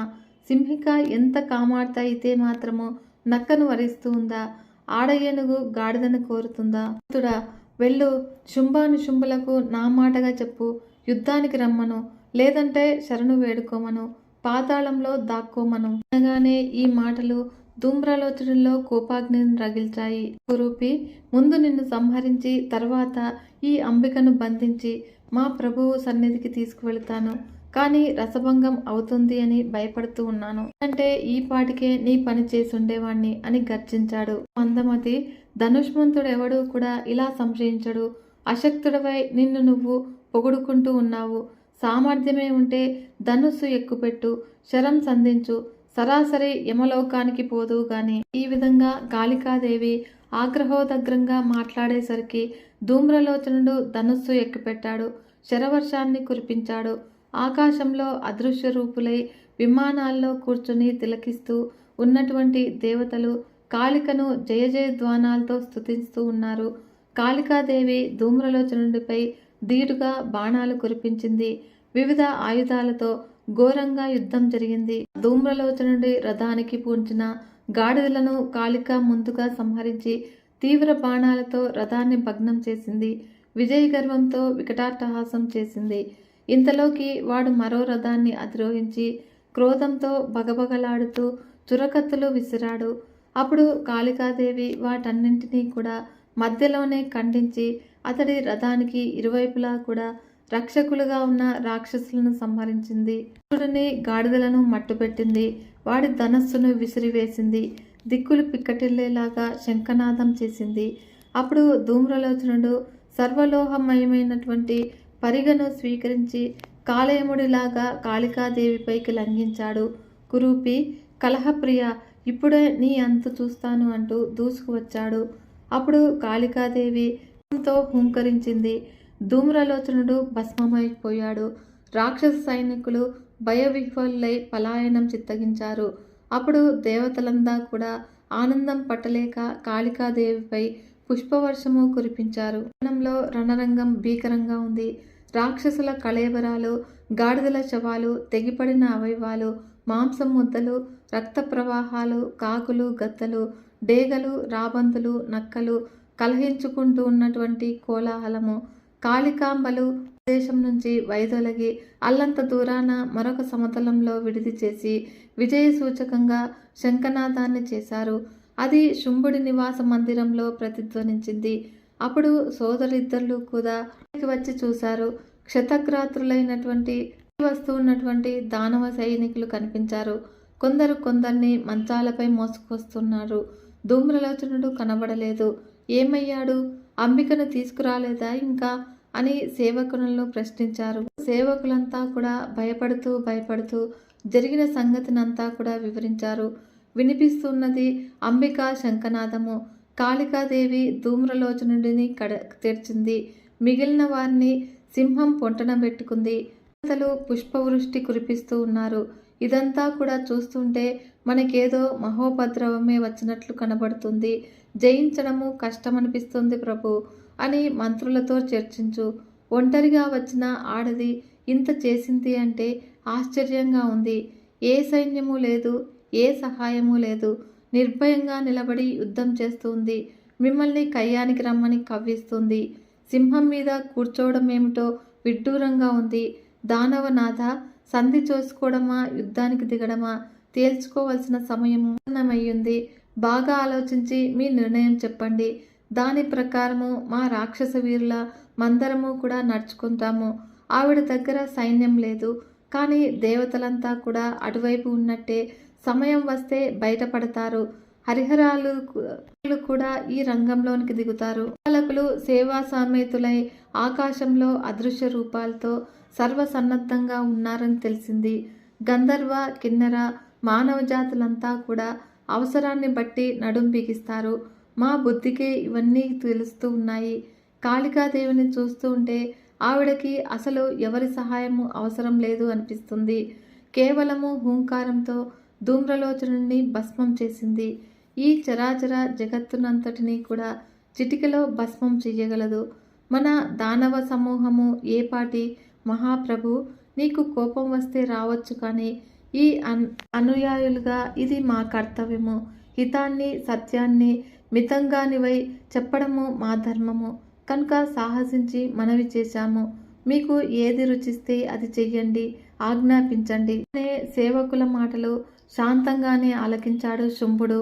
సోదరుడిని తీసుకుని రహస్య మందిరంలోనికి ప్రవేశించాడు. తమ్ముడు ధూమ్రలోచనుడు మహావీరుడు క్షణంలో బూడిదైపోయాడు. సైనికులు బుగ్గి అయిపోయారు. మదగర్వంతో ఆ మహాతల్లి శంఖనాదం చేస్తుంది. కాలగతి ఏ నిమిషానికి ఎలా మారుతుందో జ్ఞానులకైనా తెలియదు. గడ్డిపోచ ఒక వజ్రాయుధం కావచ్చు, ఒక వజ్రాయుధము గడ్డిపరకైనా కావచ్చు. దైవం అనుకూలించకపోతే బలవంతుడే బలహీనుడవుతాడు. గతి దైవగతి అటువంటిది కనుక సోదర, అందుకే నిన్ను సలహా అడుగుతున్నాను. ఏం చేద్దాము? అంబికాదేవి మనకు అవుతుంది అన్న మాట కల్లా అది వదిలేయి. యుద్ధానికి దిగడమా, పారిపోవడమా? ఇది ప్రశ్న. త్వరగా తేల్చి చెప్పు. నువ్వు వయస్సులో నాకంటే చిన్నవాడివైనా సంకట పరిస్థితుల్లో నీ బుద్ధి చురుకుగా పనిచేస్తుంది కనుక సలహా చెప్పడంలో పెద్దవాడివే. నువ్వు ఎలా అంటే అలా చేద్దాము అనే అగ్రజ. పలాయనం మనకు యుక్తం కాదు. దుర్గాలలో తలదాచుకోవడము సమంజసం కాదు. యుద్ధమే శ్రేయస్కరము. అదే కర్తవ్యము. సేవా సమేతుడైనై నేనే వెళతాను. ఆ అబలను సంహరించి వస్తాను. దైవం ప్రతికూలించి జరగదానిదే జరిగితే అప్పుడు నువ్వు మరోసారి బాగా ఆలోచించు. ఏదో ఒక నిర్ణయం తీసుకుందువు గాని. అనగానే అయితే తమ్ముడు నువ్వుండు. చండాముండులు ఉన్నారు కదా, వాళ్ళను పంపిద్దాము. కుందేలను పట్టుకోవడానికి ఏనుగును పంపకూడదు కదా. చండాముండులు మహావీరులు. కాళికాంబలను వీళ్ళు సరిపోతారు. సంభాషణను ముగించి శుంభ నిశుంభులు రహస్య మందిరం నుంచి యువతలికి వచ్చారు. వస్తూనే చండాముండులను యుద్ధానికి వెళ్ళమని ఆజ్ఞాపించారు. సర్వసేనా సమేతులై సర్వాయుధ సన్నద్ధులై తరలి వెళ్ళండి. మదగర్వితులైన ఆ సిగ్గులేని ఆడవాళ్ళనిద్దరినీ సంహరించిరండి. ఎవరిని ప్రాణాలతో పట్టి బంధించి తీసుకురావాల్సిన అవసరం లేదు. అలాంటి ప్రయత్నం ఏమీ చెయ్యకండి. నిర్దాక్షిణ్యంగా మట్టుబెట్టిరండి. ఈ విధంగా శుంభుడి ఆజ్ఞను శిరసావహించి చండాముండులు బయలుదేరారు. భూమి కంపించేటట్లుగా మహాదానవ సైన్యం వారి వెంట నడిచింది. సింహవాహనారూఢను దర్శించారు. పార్శ్వంలోనే కాళికాదేవి కనిపించింది. అమాయకుల్లాగా ముఖాలు పెట్టి సాత్వికంగా పలకరించారు. మహిళామణులారా, శుంభానిశుంభులను గురించి మీకు అట్టే తెలియదనుకుంటాను. దేవేంద్రుణ్ణి మట్టి కరిపించిన మహావీరులు, మీరేమో ఏకాకులు. సింహం ఉంది కదా అని విర్రవిగుతున్నారేమో. ఇలాంటి సింహాలు కోటి వచ్చిన శుంభానిశుంభులను ఏమీ చెయ్యలేవు. వారు అజేయులు. ఈ మాత్రం బుద్ధి చెప్పేందుకు మీకు ఆడామగ ఎవరూ లేరా? దేవతలేమైనా చేపిస్తున్నారేమో. కడపటికి నిరాశ మిగులుతుంది. వినాశనమై పోతారు సుమా. బలాలను బాగా ఆలోచించుకొని ఒక నిర్ణయం తీసుకుంది. అన్వంగి, 18 బాహువులున్నాయి కదా అని గర్వించకు. అదంతా వ్యర్థము. పనికిరాని భుజాలు, పనికిరాని ఆయుధాలు, శ్రమ తప్ప ఏమిటి ప్రయోజనము? ఐరావతకు కుంభస్థలాన్ని పిడిగుద్దులతో పగలగొట్టిన బలశాలి శుంభుడు. అతడు కోరినట్టు నడుచుకుని సుఖపడు. అనవసరంగా ఆయాసపడకు. హితం చెబుతూ ఉన్నాము. మా మాట విను. విశాలాక్షి, దుఃఖాలు కొని తెచ్చుకోకు. శాస్త్ర విశారదులైనటువంటి పెద్దలు ఇదే చెబుతూ ఉన్నారు. కష్టాలను కడగండ్లను కలిగించే పనుల్ని దూరంగా వదిలివేయమని, సుఖాలను సంతోషాలను కలిగించే పనులను వెంటనే చేపట్టమని. ఓ కోకిల, నువ్వు తెలివైన దానివిలాగానే కనబడుతూ ఉన్నావు. శుంభానిశుంభుల సేనాబలాన్ని అంచనా వేయి. ప్రత్యక్షంగానే చూస్తూ ఉన్నావు కదా. ఊహలు అనవసరము. విజయము సంశయాస్పదమైనప్పుడు ఎవరైనా యుద్ధానికి సాహసిస్తారా? మిమ్మల్ని అడ్డం పెట్టుకుని దేవతలు కసి తీర్చుకోవాలి అనుకుంటే వారి వంచనలకు, నంగనాచి కబుర్లకు మీరు మోసపోకండి. వాళ్ళ స్వార్థము తీరకపోగా మీకు దుఃఖం మిగులుతుంది. పని కోసము జతకట్టే కార్యమిత్రుణ్ణి పరిత్యజించి ధర్మమిత్రుణ్ణి విశ్వసించమన్నారు. దేవతలు ఎప్పుడూ కూడా స్వార్థపరులే, కార్యమిత్రులే. ఇది సత్యము. భువనేశ్వరుడు చతురుడు, సుందరుడు, శూరుడు, కామశాస్త్ర విశారదుడు అయిన శుంభుడిని భర్తగా స్వీకరించు. భువనేశ్వరివి గాని అంతులేని భోగభాగ్యాలు అనుభవిద్దువు గాని. అంబిక, బయలుదేరు. శుంభుడి దగ్గరికి వెళదాం పద. అనగానే జగదంబిక ప్రళయకాల మేఘంలాగా ఒక్కసారి గర్జించింది. కళ్ళ నుంచి నిప్పులు కురుస్తూ ఉన్నాయి. అందుడా, నీ ప్రేలాపనలో ఇక కట్టిపెట్టు. నయవంచక, ఎంత మృదువుగా మాట్లాడుతూ ఉన్నావు. హరిహరాదులను విడిచిపెట్టి మీ శుంభుడిని పతిగా వరించాలా? నేను వరించను. నాకు ఎవడు భర్త కానవసరం లేదు. నాకు భర్తతో పని లేదు. నేను సర్వతంత్ర స్వతంత్రురాల్ని. సకల చరాచర జగత్తుకు నేనే అధినేత్రిని. నిశుంభులను చాలా మందినే చూశాను, చాలా మందినే సంహరించాను. ప్రతి యుగంలోనూ మీ దానవులు దేవ బృందాలను పొట్టనబెట్టుకుంటూనే ఉన్నారు. కట్టకడపటికి నా చేతిలో అంతమొందుతూనే ఉన్నాడు. ఇప్పుడు మాత్రం కాలమే స్వయంగా వచ్చింది. మీ దానవులను అంతమొందించనుంది. ఏదో రక్షించుకుందామని వృధా ప్రయత్నం చేస్తూ ఉన్నట్టు ఉన్నావు. కానీ అవి ఏవీ సాగవు. నిజంగా వీరుడైతే కబుర్లు కట్టిపెట్టి యుద్ధం చెయ్యి. నువ్వు మరణించడం తథ్యము. శుంభానిశుంభుల గొడవ నీకు దేనికి? నీ యుద్ధమేదో నువ్వు చెయ్యి. వీర స్వర్గాన్ని ఆలకించు. నాయకులు, మీ బంధువులు అందరూ వరుసగా మీ వెంట వస్తారు. మరేమీ భయం లేదు. ఒక్క క్షణం వెనుక ముందు అంతే. నువ్వేళ అందరినీ సంహరించడం తథ్యము. చేత పెద్దగా బెంగ పెట్టుకోకు. ముందు నిన్ను, తర్వాత నీ సోదరుణ్ణి, అటుపైని శుంభానిశుంభులను, చివరిలో రక్తబీజుణ్ణి నేను సంహరించే క్రమము. మిగతా దానవీరుల మాటకేమి గాని నాయకుల సంగతి చెప్పాను. నిలబడి యుద్ధం చేస్తావో పారిపోతావో త్వరగా తెలుసుకో. వాగుడు పిరికి పందల లక్షణము. అంబిక ఈ విధంగా మాట్లాడేసరికి చండాముండులు రెచ్చిపోయారు. ఇద్దరూ ఒక్కసారిగా ధనుష్టంకారం చేశారు. అంబిక శంఖం పూరించింది. సింహము ఒక్కసారి జూలు దులిపి గర్జించింది. ఇలా భీకర సంగ్రామం చెలరేగింది. ప్రచండంగా యుద్ధం సాగుతుంది. ఆకాశమంతా కూడా కర్షకులను భయపెట్టే మిడతల దండులాగా బాణాలు ఆవరించాయి. చంద్రుడికి తోడు ముండు కూడా శరవృష్టి కురిపించాడు. రణరంగాన కృత్రిమంగా కారు చీకట్లు కమ్ముకున్నాయి. అంబికాదేవికి క్రోధంతో ముఖం నల్లబడింది. కన్నులు అరటి పువ్వుల్లాగా ఎర్రబడ్డాయి. నొసటన భృకుటి ఏర్పడింది. ఆ లలాట ఫలకం నుంచి మరొక స్త్రీమూర్తి కాళికగా ఆవిర్భవించింది. పులితోలు చీరగా కట్టుకొని గజచర్మము పైటగా ధరించి పుర్రెలు దండగా గుచ్చి మెడలో వేసుకుంది. రూపం క్రూరాతి క్రూరంగా ఉంది. ఎండిపోయిన దిగుడు బావి లాంటి పొట్ట, ఒక చేతిలో ఖడ్గము, మరొక చేతిలో పాశము ఉన్నాయి. భీషణంగా, భీకరంగా, రౌద్రంగా, కాలరాత్రిలాగా ఉంది. విశాలమైన నోరు, పొడవైన నాలుక, తాచుపాములాగా అది మాటిమాటికి కదులుతోంది. విపులమైన కటి ప్రదేశము ఆవిర్భవించడమే తడువుగా రణరంగంలోనికి సుడిగాల్లాగా ప్రవేశించింది. దానవులను గుంపులు గుంపులుగా పిట్టబట్టి పళ్లతో కొరికి పీల్చి పిప్పి చేస్తుంది. మదగజాలను జయకంటికలతో సహా చేతబట్టి నమిలేస్తుంది. గుర్రాలను, లొట్టిపిట్టలను కూడా తేలికగా భక్షిస్తుంది. రధిక సారథులను సహా పళ్ల మధ్యన పటాలాడిస్తుంది. రెప్పపాటు కాలంలో దానవ మహాసైన్యము సగానికి పైగా తుడిచిపెట్టుకుపోయింది. ఏమి చెయ్యాలో తోచని చంద్రుడు జారిపడిన ఒక రథచక్రాన్ని బలంగా ఎత్తి విసిరాడు. అప్పుడు అంబికాదేవి ఒకే ఒక్క బాణంతో ఆ చక్రాన్ని నుజ్జు చేసేసింది. మరిన్ని బాణాలను గుప్పించింది.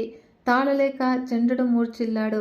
నేలకు ఒరిగిపోయాడు. చూసినటువంటి మృండు కోపంతో, వీరావేశంతో శరాసారం కురిపించారు. అప్పుడు అంబిక ప్రయోగించిన బాణాలతో అవి గింజల్లాగా రాలిపోయాయి. అర్ధచంద్రాకార బాణంతో ముండుని గుండెల మీద కొట్టింది. అప్పుడు తట్టుకోలేక నేలకు ఒరిగిపోయాడు. రాక్షస పక్షంలో హాహాకారాలు చెలరేగాయి.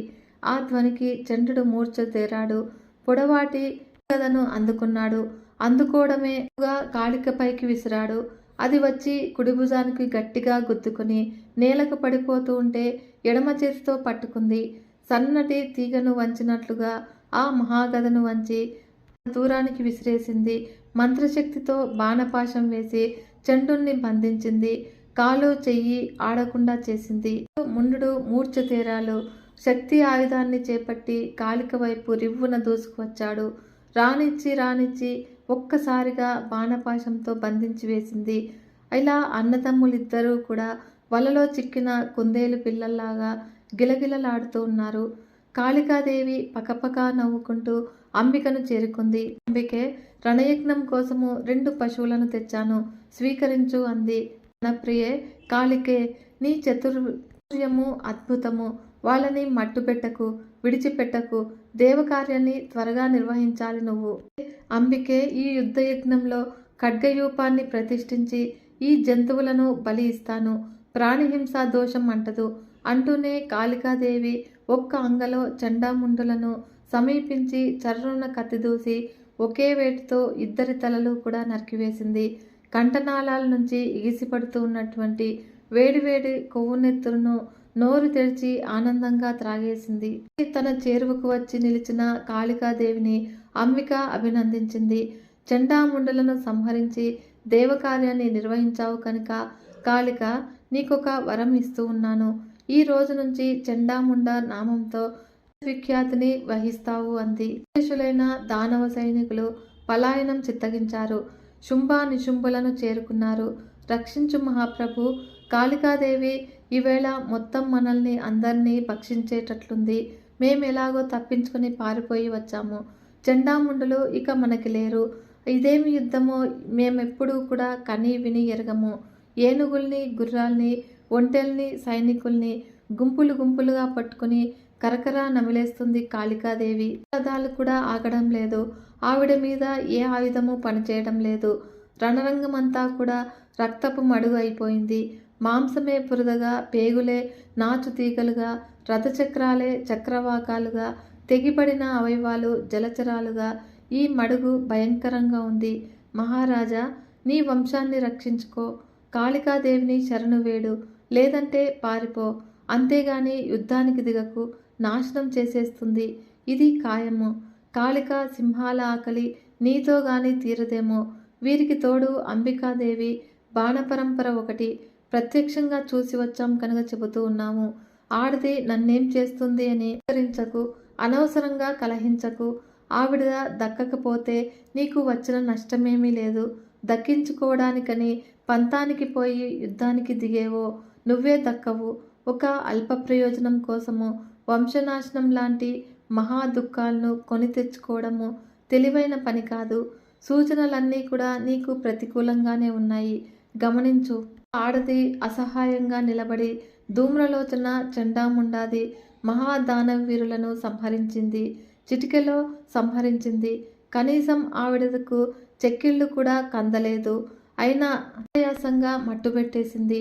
లోకపాలకుల్నే మట్టి కరిపించిన నిన్ను యుద్ధానికి రమ్మని ధైర్యంగా ఆహ్వానిస్తుంది.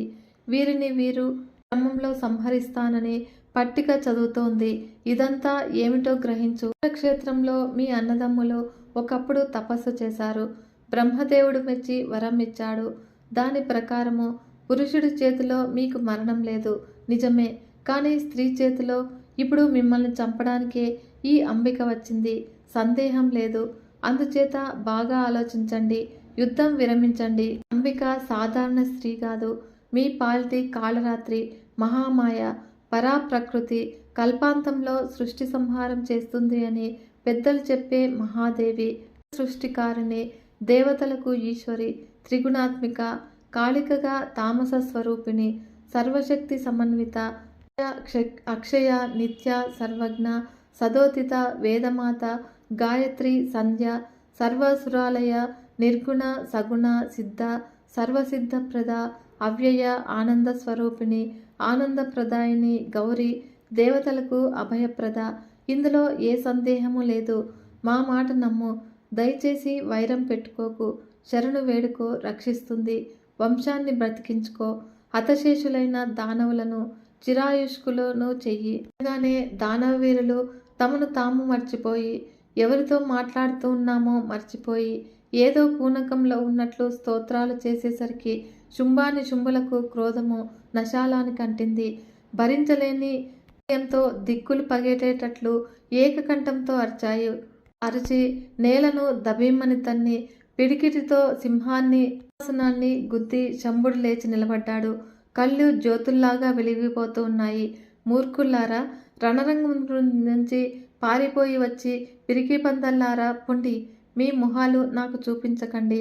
అంతగా బతకాలని ఉంటే పాతాళంలో ఏ మూలనో దాక్కోండి, లేదా ఆత్మహత్యలు చేసుకొని చావండి. ఇది అంతా దైవాధీనము. నేను జయిస్తాను, లయిస్తాను. మీకెందుకు? ఏది జరగాలో అది జరుగుతుంది, జరగనివ్వండి. దానికోసం ఇప్పటి నుంచే దిగులు పడి ఏమి ప్రయోజనము? దుఃఖించి తప్పించగలమా? మరణానికి భయపడి స్వధర్మాన్ని వదులుకుంటామా? వదులుకున్నంత మాత్రాన శాశ్వతంగా బతికి పట్టకట్టుతామా?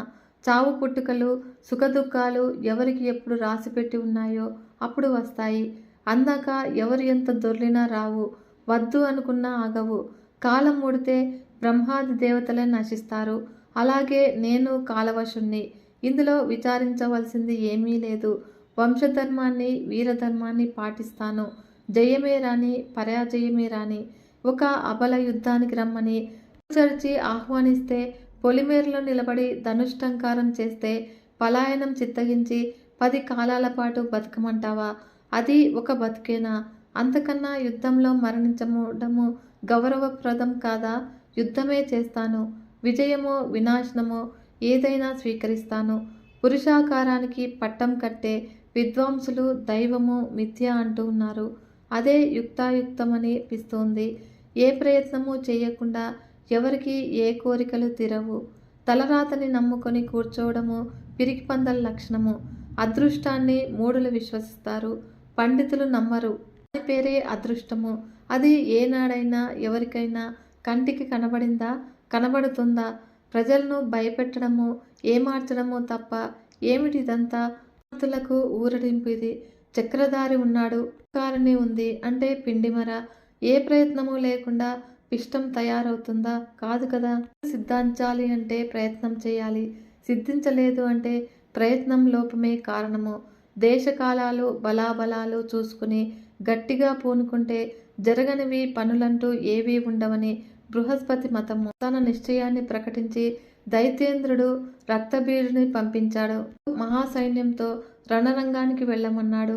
ఈ మాటకు రక్తబీజుడు సంబరపడ్డాడు. ఇప్పుడే వెళతాను, నా శౌర్య పరాక్రమాలు చూపిస్తాను. కాళికను సంహరించి అంబికను బంధించి తెస్తాను.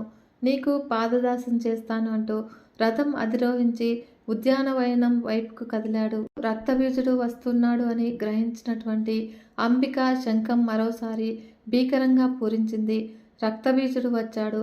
చండాముండుల్లాగానే గౌరవంగా మృదువుగా మాట్లాడాడు. ఆలే, శంఖం అంత గట్టిగా పూరిస్తూ ఉన్నావు. నేను భయపడి పారిపోతాననుకున్నావా? నేనేమీ పిరికివాణ్ణి కాదు. ధూమ్రలోచనుడు కాదు నా పేరు. రక్తబీజుడు. యుద్ధం చెయ్యాలి అనుకుంటే సన్నద్ధంగా ధనుస్సు ఎక్కుపెట్టు. నా పరాక్రమము చూద్దుగాని.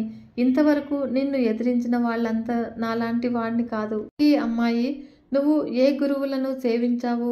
నీతి శాస్త్రాలు ఏమైనా చదివావా? అర్థశాస్త్రము ఎరుగుదువా? గోష్ఠులలో ఎప్పుడైనా పాల్గొన్నావా? సాహిత్య పరిజ్ఞానం ఏమైనా ఉందా?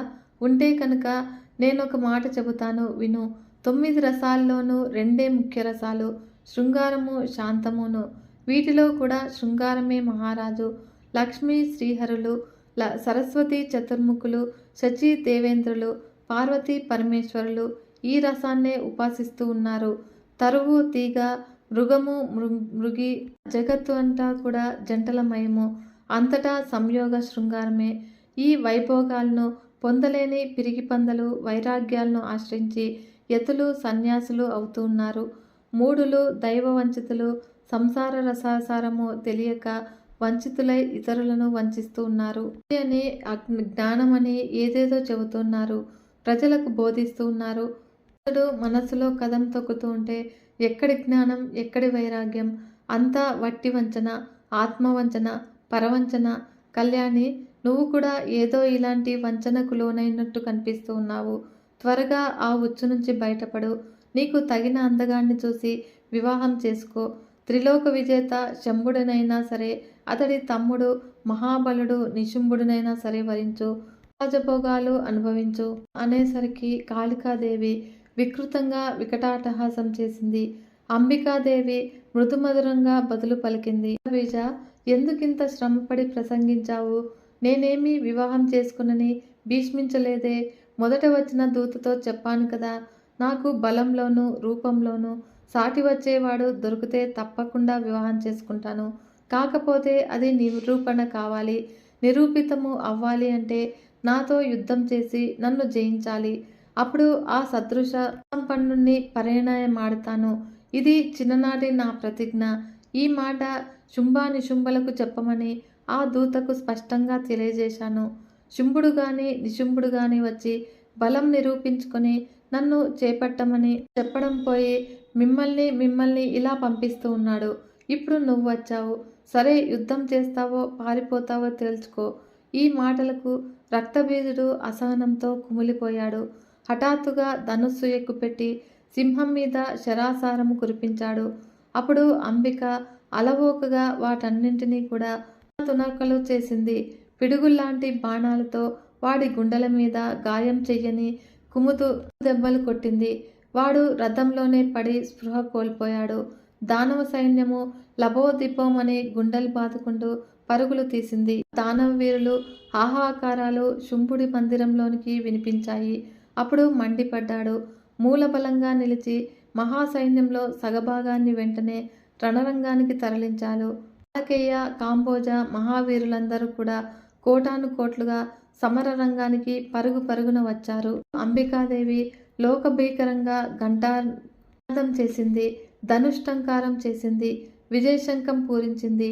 ఈ 3 నాదాల భీషణధ్వనికి కాళికలో ఉత్సాహం ఉరకలు వేసింది. వాహనము ఆవులించి జూలు దులిపి గర్జించింది. దానవ వీరులందరూ కూడా అన్నువైపుల నుంచి ఒకేసారి వజ్ర కఠోర పిశికాలను కురిపించారు. కాళికాదేవి వాటి పనిపడుతుంది. సరిగ్గా ఇదే సమయానికి బ్రహ్మాది దేవతల దివ్యశక్తులన్నీ అంబికలో ప్రవేశించాయి. సరస్వతీదేవి సూత్ర కమండలువులు ధరించి హంసవాహనం మీద వచ్చి అంబిక పక్షాన నిలిచింది. శంఖచక్ర గదాధారి అయి లక్ష్మీదేవి గరుడ వాహనం మీద వచ్చింది. త్రిశూలం ధరించి చంద్రుణ్ణి కుప్పల్లో కొరుముకొని వృషభ వాహనం మీద శాంకరి వచ్చింది. శక్తిహస్త విభూషితగా నెమలి వాహనం మీద కౌమారి, వజ్రపాణి అయి ఐరావతం మీద శచీదేవి, ఆకారంలో ఆసనం మీద సూకరి, నారసింహి యమదండం ధరించి మహిషవాహనం మీద దేవి దిక్పాలకులందరూ కూడా తమ తమ అనుచరీగణాలతో వచ్చి నిలిచారు. అంబికాదేవి ఆనందంతో మరోసారి శంఖం పూరించింది. కృష్ణుడు స్వయంగా వచ్చి అంబికను స్తుతించాడు. దేవకార్య సిద్ధి కోసము ఇక ఆలస్యం చేయకుండా దానవులను సంహరించమని, శుంభానిశుంభులను హతమార్చి లోకాలను కాపాడమని, ప్రాణకోటికి ఆనందం పంచమని అభ్యర్థించాడు. అంబికాదేవి చిరునవ్వులు చిందిస్తూ నిలబడింది. ఆ క్షణంలో ఆవిడ శరీరం నుంచి అత్యద్భుత శక్తి ఆవిర్భవించింది. భీషణంగా ప్రచండంగా ఉంది. శతనినాదాలతో ఆవిర్భవించింది. ఘోర రూపంతో ఆవిర్భవించింది. రూపం ఎంత భీకరంగా ఉన్నా ముఖం మీద చిరునవ్వు చిందులాడుతూ ఉంది. దేవదేవ, పార్వతీ ప్రాణవల్లభ, నువ్వొక ఉపకారం చేసి పెట్టాలి. దూతగా శుంభానిశుంభుల దగ్గరికి వెళ్ళు. నా మాటగా చెప్పు. స్వర్గాన్ని దేవతలకు వదిలేసి, భూలోకాన్ని మానవులకు వదిలేసి వాళ్ళని వెళ్ళిపోమ్మను. పాతాళంలో ఉండిపోమ్మను. ఇంద్రుడు స్వర్గసింహాసనం అధిష్ఠించాలి. దేవతలు సుఖశాంతులతో వర్ధిల్లాలి. యజ్ఞభాగాలు దేవతలకే దక్కాలి. జీవితేచ్ఛ ఉంటే ఇలా చెయ్యమను. లేదంటే యుద్ధానికి రమ్మను. నా వెంట వచ్చి నక్కలు వారి రక్తంతో విందులు చేసుకుంటాయని చెప్పు అనగానే శివుడు క్షణం ఆలస్యం చెయ్యకుండా బయలుదేరాడు. కొలువుదీరి ఉన్నాడు శంభుడు. శివుడు ప్రవేశించాడు. మూఢమతి, దానవాధిపతి, నేను శంకరుడను, త్రిపురాంతకుడను. అంబికాదేవి దూతగా వచ్చాను. కడసారిగా నీకు హితవు చెప్పిరమ్మని పంపించింది.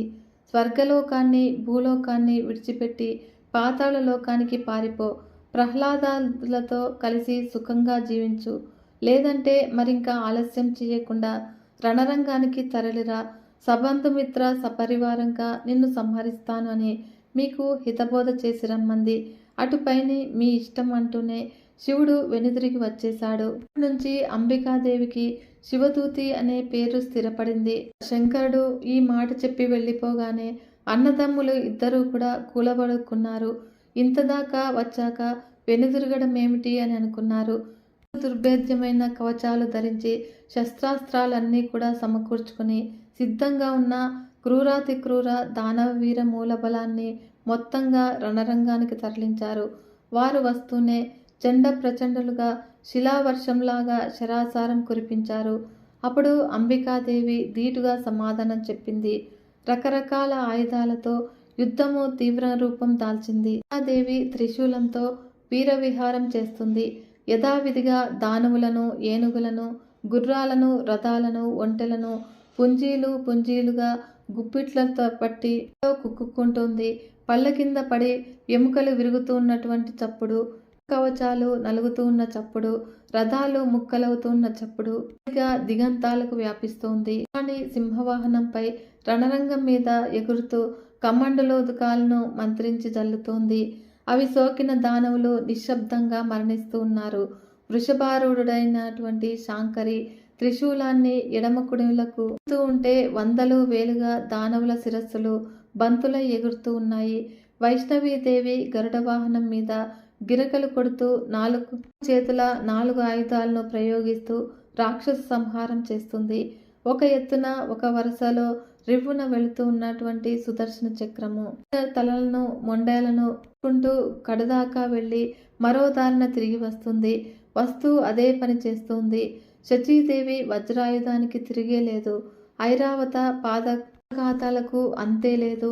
వారాహి దంష్ట్రాలకు రాను రాను పదును పెరిగింది. కోరలకు వందలాదిగా దిగబడిన దానవ కళేబరాలను ఏ చెట్టుకో కొండ కొమ్మకో పట్టించి వదిలించుకుంటుంది.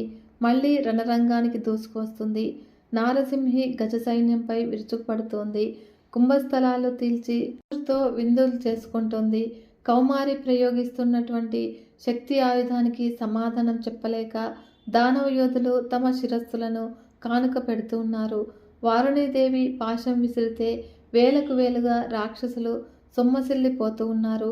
బందీలైపోతున్నారు. చిక్కిన వారిని చిక్కినట్లుగా సింహం భక్షిస్తుంది. ఐరావతము మట్టగిస్తుంది. చూస్తూ ఉండగానే రణరంగము ఖాళీ అయిపోతుంది. హతశేషులు కారాలు చేస్తూ పారిపోతున్నారు. ఆకాశం నుంచి దేవతలు మాతృగణం మీద పుష్పవృష్టి కురిపించారు. జై జై నినాదాలు చేశారు. ఈజుడికి ఇప్పుడు మెలకు వచ్చింది. రథంలో లేచి కూర్చున్నాడు. తన రథము రణరంగానికి దూరంగా ఉంది. సారథి చచ్చిపడి ఉన్నాడు. పరిస్థితి అర్థమైంది. ఒళ్ళు విరుచుకుని ధనుష్టంకారం చేశాడు. వ్యాసుడు జనమజయ్య అన్నాడు. జయుడు అన్నాడు, మహర్షి ఆపకు, యుద్ధాన్ని కళ్ళకు కట్టినట్లుగా చూపిస్తూ ఉన్నావు, కొనసాగించు అన్నాడు జనమేజయుడు. అయితే ఆలకించు అంటూ ఇలా కొనసాగించాడు మహర్షి. బీజుడికి ఉన్న వరం తెలుసు కదా. వాడి శరీరం నుంచి నేలకు రాలిపడిన ప్రతి రక్త బిందువు నుంచి అసంఖ్యాకంగా రక్తబీజులు ఆవిర్భవిస్తారు. అదే రూపము, అదే బలము, అదే పరాక్రమము. తపస్సుకి సంబరపడి బోళాశంకరుడిచ్చిన అద్భుత వరమిది. దర్పితుడు రక్తబీజుడు క్రోధ రక్తనేత్రుడై రణరంగానికి వచ్చాడు. గరుడ వాహనం మీద వైష్ణవీదేవిని చూశాడు. శక్తి ఆయుధాన్ని విసిరాడు. అప్పుడు వైష్ణవి తన గదాయుధంతో దాన్ని ఏలు చేసింది. సుదర్శన చక్రాన్ని ప్రయోగించింది. అది వెళ్ళి వాడి శరీరాన్ని నిలువు కోత కోసింది. చిందిపడిన రక్తబిందువుల నుంచి అసంఖ్యాకంగా రక్తబీజులు ఆవిర్భవించారు. అలా రణరంగము క్రిక్కిరిసిపోయింది. ఎటు చూసినా కూడా రక్తబీజులు. అందరూ కూడా ఒక్కలాగే ఉన్నారు.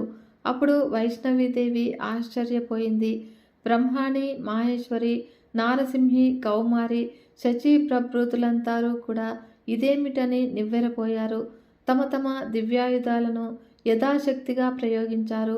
అప్పుడు వైష్ణవీదేవి మరిన్ని బాణాలను ప్రయోగించి రక్తబీజుడిని ఇంకా గాయపరిచింది. మరిన్ని రక్తబిందువులు చిందిపడి కోటాను కోట్లుగా రక్తబీజులు ఆవిర్భవించారు. వికటాట్టహాసాలు చేస్తూ విజృంభించారు. బ్రహ్మాణి ప్రభృతులకు ఏమి చెయ్యాలో దిక్కు తోచలేదు. దేవతలు నిశ్చేష్టులయ్యారు. అందరినీ కూడా దుఃఖము, దైన్యము ఆవరించాయి. అప్పుడు కాళికాదేవి ఒక్కతే ఉంది. ఇంతమంది రక్తబీజులతో పోరాడుతుంది. వాడి సంఖ్య క్షణక్షణానికి పెరుగుతుంది. ఇప్పుడు శుంభుడు గాని నిశుంభుడు గాని ఇటువైపు వస్తే పరిస్థితి మరీ విషమిస్తుంది. ఎలాగాని దేవతలంతా కూడా దిగులు పడుతూ ఉన్నారు. జగదంబిక ఒక్క క్షణం ఆలోచించింది. ఉపాయం పట్టింది. వెంటనే కాళికాదేవిని పిలిచింది. హే చండాముండే, నీ నోరును పూర్తిగా విస్తరించు, నాలుకను రణరంగమంతటా చాపు. నేను ప్రయోగిస్తున్నటువంటి ఆయుధాలతో వాడి శరీరం నుంచి చిందే రక్తబిందువు ఒక్కటి కూడా నేల మీదకు పడకుండా చప్పరించు. ఈ అసంఖ్యాక రక్తబీజులను అలాగే నెత్తురు చిమ్మకుండా భక్షించు. ఇది ఒక్కటే మార్గము. విస్తరించు. ఇంకా ఎంతసేపు చేస్తాము వీరితో ఈ యుద్ధము? త్వరగా ముగించి స్వర్గ సామ్రాజ్యాన్ని ఇంద్రుడికి అప్పగించి హాయిగా వెళ్ళిపోదాము అంటూ ఉండగానే కాళికాదేవి కొండ గుహలాగా నోటిని తెరిచింది. రక్తసర్పంలాగా నాలుకను చాపింది. అంబికాదేవి ఒక్క పెట్టున అన్ని ఆయుధాలను అసంఖ్యాకంగా ప్రయోగించింది. తెగిపడుతూ ఉన్నటువంటి మాంసఖండాలను, నెత్తుటి బొట్లను బీరుపోకుండా కాళికాదేవి భక్షించింది. ఇలా కృత్రిమ రక్తబీజులు అందరూ కూడా ఆవిర్భవించినంత వేగంగానూ లక్షల సంఖ్యలో భక్షితులయ్యారు. అసలు వాడు ఒక్కడు మిగిలాడు. అంబికాదేవి అప్పటికి బాగా పదునెక్కి తళతళలాడుతూ ఉన్నటువంటి పొడవాటి కత్తిని విసిరింది. వాడి తల మొండము వేరైపోయాయి. కాళికాదేవి అవలీలగా చప్పరించేసింది. శుంభానిశుంభులకు వర్తమానం అందింది. బ్రహ్మాణి ప్రభృతులు రణరంగానికి దిగారని, కాళికాదేవి ఉపాయంగా రక్తబీజుని భక్షించింది అని, ఇక తమ కోసమే ఆవురావురమంటూ ఎదురు చూస్తోంది అని తెలిసింది.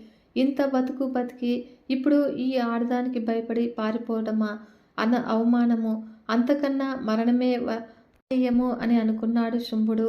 అదే తెగింపుతో పలికాడు. నిశుంభ, నేను వెళుతూ ఉన్నాను రణరంగానికి. అంబికను సంహరించి వస్తాను. ఒకవేళ రాలేదనుకో, నువ్వు ఈ కార్యాన్ని కొనసాగించు అనగానే అన్నగారి మాటలకు తమ్ముడు ఉక్రోషపడ్డాడు. నేనే వెళతాను. కాళికను సంహరించి అంబికను బంధించి తెస్తాను. ఈ పాటి ఘనకార్యానికి నువ్వు వెళ్ళాలా? నిశ్చింతగా ఉండు. నేనుండగా నువ్వు వెళ్ళడం సమంజసం కాదు అంటూనే మరి సమాధానం కోసం చూడకుండా నిశుంభుడు సొంత సైన్యంతో బయలుదేరాడు. మాగధులు జయ జయధ్వానాలు చేశారు. శంభుడు బయలుదేరగానే ఒంటరిగా మిగిలిన శంభుడికి ఏమీ తోచలేదు. కొలువులో నిలవలేకపోయాడు. తన మందిరంలోనికి వెళ్ళాడు. అక్కడ కూర్చోలేకపోయాడు. తాను యుద్ధరంగానికి బయలుదేరాడు. రణపండితుడు అల్లంత దూరాన నిలిచి ప్రేక్షక పాత్ర వహించాడు. అప్పుడు ఆకాశంలో అదృశ్య రూపాలతో ఇంద్రాది దేవతలు, రణరంగంలో స్వబలంతో దైత్యేంద్రుడు శుంభుడు ప్రత్యక్షులయ్యారు. సోదరుడు తన శాంక రథస్సును ఎక్కుపెట్టి అనుపుంకంగా శిలాకఠినను గుప్పించాడు. అప్పుడు అంబికాదేవి తెరలు తెరలుగా పకపక నవ్వింది. కాళిక, చూశావా వీళ్ళ మూర్ఖత్వము? సోదరులు నాతో యుద్ధానికి తలబడుతూ ఉన్నారు. రక్తబీజుడు మరణించినా కూడా వీరికి బుద్ధి రాలేదు. జయించగలమనే ఆశపడుతూ ఉన్నారు. ఇది నా మాయాశక్తి. వీరిని సమ్మోహితుల్ని చేశాను. ఈ ఆశ బహు చెడ్డది సుమా. పటాన విడిచిపెట్టదు. సైన్యమంతా కూడా నాశనం అయ్యిందా? మహాబలశాలున్నటువంటి చండాముండులు అయ్యారా? అసంఖ్యాక రక్తబీజులను ఆవిర్భవింపజేయగల అసలు సిసలు రక్తబీజుడు అయ్యాడా? అయినా కూడా వీరికి ఆశ చావలేదు. జయించగలమనే అనుకుంటూ ఉన్నారు. వచ్చారు. వీరిద్దరిని కూడా సంహరిస్తే మనం వచ్చిన పని పూర్తవుతుంది. చావు దగ్గర పడి మాయామోహితులై వచ్చారు. కానీ మిగిలిన ఆ కాస్త పని పూర్తి చేద్దాం అని అంటూనే వృష్టి కురిపించింది. క్రమక్రమంగా యుద్ధము భయానక రూపం ధరించింది. అంబిక వాహన సింహము దులిపి సైన్య సాగరంలో ఈదుతోంది. సరస్సులో దిగిన ఏనుగులాగా సేనా సముద్రాన్ని అల్లకల్లోలం చేస్తుంది. నిశుంభుడు పళ్ళు పటపటలాడించాడు. దానవయోధులను ఉత్సాహపరుస్తూ వాహనం మీద, సింహం మీద అనేక ఆయుధాలను ప్రయోగించాడు. అన్ని వైపుల నుంచి కూడా దానవయోధులు చుట్టుముట్టి ఒక్కసారిగా శస్త్రాస్త్ర సమూహం కురిపించారు. అప్పుడు అంబికాదేవి శస్త్రానికి శస్త్రము, అస్త్రానికి అస్త్రంగా బదులిస్తుంది. అవకాశం దొరికించుకొని అంతమొందిస్తుంది. దేవి యుద్ధ వైశారాధ్యాన్ని చూస్తూ అల్లంత దూరాన్ని నిలబడి ఉన్న శుంభుడికి ఉత్సాహం ఉరకలు వేసింది. రివ్వున రణరంగానికి వచ్చాడు. కాళికను సంహరిద్దామని, అంబికను సంగ్రహిద్దాము అని అతడికి ఇంకా ఆశ చావలేదు. ఎదుట నిలిచి అంబికాదేవిని ముఖాముఖి తిలకించాడు. శృంగార వీరాలు మూర్తీభవించి సుందరంగా ప్రకాశిస్తోంది. శృంగార రౌద్రమూర్తిని అతి సన్నిహితంగా దర్శించాడు. విశాలమైన క్రీగన్నులు, జగత్ సమ్మోహనమైన సుందర రూపము, కలువరేకుల్లాంటి అందంగా ఉన్న కన్నులు ఇప్పుడు రౌద్రం కారణంగా మరింత ఎరుపెక్కి నిప్పులు చెరుగుతున్నటువంటి చూపులు. తోనే శుంభుడి మనస్సులోంచి ఆశ వెళ్ళిపోయింది. ఆశ జారిపోయింది. మరణం తప్పదు అనే నిశ్చయం బలపడింది. తెగించి కార్ముఖం ధరించి నిలబడ్డారు. అంబికాదేవి తేరిపార చూసింది. అప్రయత్నంగా ఒక చిరునవ్వు ముఖమండలం మీద విసిరింది. దానవులకు కూడా వినిపించేటట్లు మేఘ గంభీర కంఠధ్వనితో పలికింది. అగ్రేసర చక్రవర్తులారా, ఇంకా బుద్ధి రాలేదా? ఇప్పటికైనా మించిపోయింది లేదు. మరొక అవకాశం ఇస్తూ ఉన్నాను. జీవితేచ్ఛ ఏమాత్రం ఉన్నా ఆయుధాలను ఇక్కడే విడిచిపెట్టి పాతాళానికో వారానికో పారిపోండి. లేదంటే ఈ క్షణంలోనే మిమ్మల్ని స్వర్గస్థుల్ని చేసేస్తాను. ఆలోచించుకోండి. అభయం పొందుతారో అనియో. వీరత్వము ఏనాడు పిరికిదనం కాదు. పిరికిదనం ఏనాడు వీరత్వం కాదు. తెలుసుకోండి అని ప్రబోధించి కడసారిగా చివరి అవకాశం ఇచ్చింది. సమాధానం చెప్పకపోగా నిశుంభుడు హఠాత్తుగా కత్తిదూసి సింహాన్ని శిరస్సు మీద మోదాడు. అది కళ్ళు తిరిగి తూలి బొంగరంలాగా తిరిగింది. మీద కుండలాగా అంబికాదేవి తిరిగింది. గండ్రగొడ్డలు విసిరింది. అది వెళ్ళి శుంభుడి బాహుమూలాన్ని ఖండించింది. అయినా కూడా వాడు చెక్కు చెమర్చలేదు. బాధ కానీ మూలుగు కానీ లేదు. అదే కత్తితో అదే దెబ్బ మళ్ళీ వేశాడు. ఈసారి సింహము తల విదిల్చి తప్పించుకుంది. అంబికాదేవి సువర్ణ పాత్రికను ఎత్తి గటగట మద్యపానం చేసేసింది. తన పైకి లంఘించబోతూ ఉన్నటువంటి నిశుంభుణ్ణి చూపులతోనే అదిలించింది. నిశుంభ, ఇదిగో ఈ క్షణంలో ఇక నువ్వు లేవు అని గర్జించింది. సన్నటి చువ్వలాడుతూ పొడవుగా ఉన్న కృపాశానాన్ని మెరుపు తీగలాగా విసిరింది. మరుక్షణంలో వాడి తల ఎగిరి తాటిపండులాగా రాలిపడింది. గదను చేతపట్టి వస్తూ ఉన్నటువంటి మొండము రక్తాన్ని దిశలాగా జగజిమ్ముతూ సకల దేవదానవ గిర్రున ఆత్మ ప్రదక్షిణలు చేసింది. అంబికాదేవి కోపము చల్లారలేదు. బొంగరంలాగా తిరుగుతున్నటువంటి వాడి కళేబరాన్ని బాణాలు వేసి కాళ్ళు చేతులు ఒకేసారి నరికేసింది. రెక్కలు విరిగిన పర్వతంలాగా ఆ మొండెం నేలపై ముద్దలాగా చతికిలపడింది. దానవ సైన్యం భయకంపితమై దుఃఖ విహ్వలమై రోదిస్తూ నోరు బాదుకుంటూ పరుగులు లంఘించుకుంది. తమ్ముడి మరణాన్ని కళ్ళారా చూసిన శుంభుడు నివ్వెరపోయాడు. శిలాకృతిలాగా బిగిసిపోయాడు. కళ్ళ వెంట నీళ్లధార బొటబొట రాలాయి. మరు నిమిషంలో నిగ్రహించుకున్నాడు. అప్పుడు క్రోధంతో ఉన్మత్తుడై దిక్కులు దద్దరిల్లేలాగా ఒక్క పొలికేక పెట్టాడు. అది తనకే కొత్తగా అనిపించింది.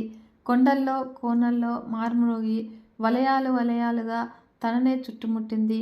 కాలం కాదు, దైవమే అన్నింటికన్నా గొప్పది అనే ఆలోచన మనస్సులో ఒక మెరుపులాగా తళుక్కున మెరిసింది. శ్రావణంలో కురవని మేఘాలు ఒక్కొక్కసారి మాఘంలో కురుస్తూ ఉన్నాయి. కాలంలో కుంభవృష్టి కాలానికి ఒక నియమిత లేదు. అది నిమిత్త మాత్రము. దైవమే బలవత్తరము. అది అనుకూలిస్తేనే ఏ పౌరుషాలైనా కూడా ఫలిస్తాయి. లేకపోతే అంతా వ్యర్థమే. దేవతలను కూడా గడగడలాడించిన నిశుంభుడు ఒక అబల చేతిలో దారుణంగా మరణించాడు. ఇంతకన్నా నిదర్శనం ఏమి కావాలి? మహాశూరుడు రక్తబీజుడు నిహతుడయ్యాడు. ఇంక నేను ఒక్కడిని మిగిలాను.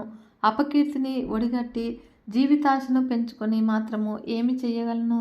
ఏమి సాధించగలను? కాలం దాపురిస్తే ఎవడైనా గతించవలసిందే. త్రిమూర్తులకు అష్టదిక్పాలకులకు సూర్యచంద్రులకే ఇది తప్పనప్పుడు నేనెలా తప్పించుకునేది? మరణము దైవ నిర్మితము. దానికి భయపడేవాడు మూఢుడు. పుట్టిన ప్రతి ప్రాణి కూడా గిట్టక తప్పదు. గిట్టిన ప్రతి జీవి పుట్టక తప్పదు. అశాశ్వతమైన ఈ శరీరాన్ని నమ్ముకొని శాశ్వతమైన కీర్తిని వదులుకోవడం అవివేకము. ఏమో వీరమరణమో ఏదైనా దైవ స్వరూపమే. ఆహ్వానించగలిగినదే సాధించగలిగినదే అంటూ నిశ్చల చిత్తంతో సూతుడి వెన్న తట్టి అన్నాడు. అప్పుడు రథం కదిలింది. అంబికాదేవి ముందు నిలిచింది. శుంభుడు ఏకాగ్ర చిత్తంతో చూశాడు.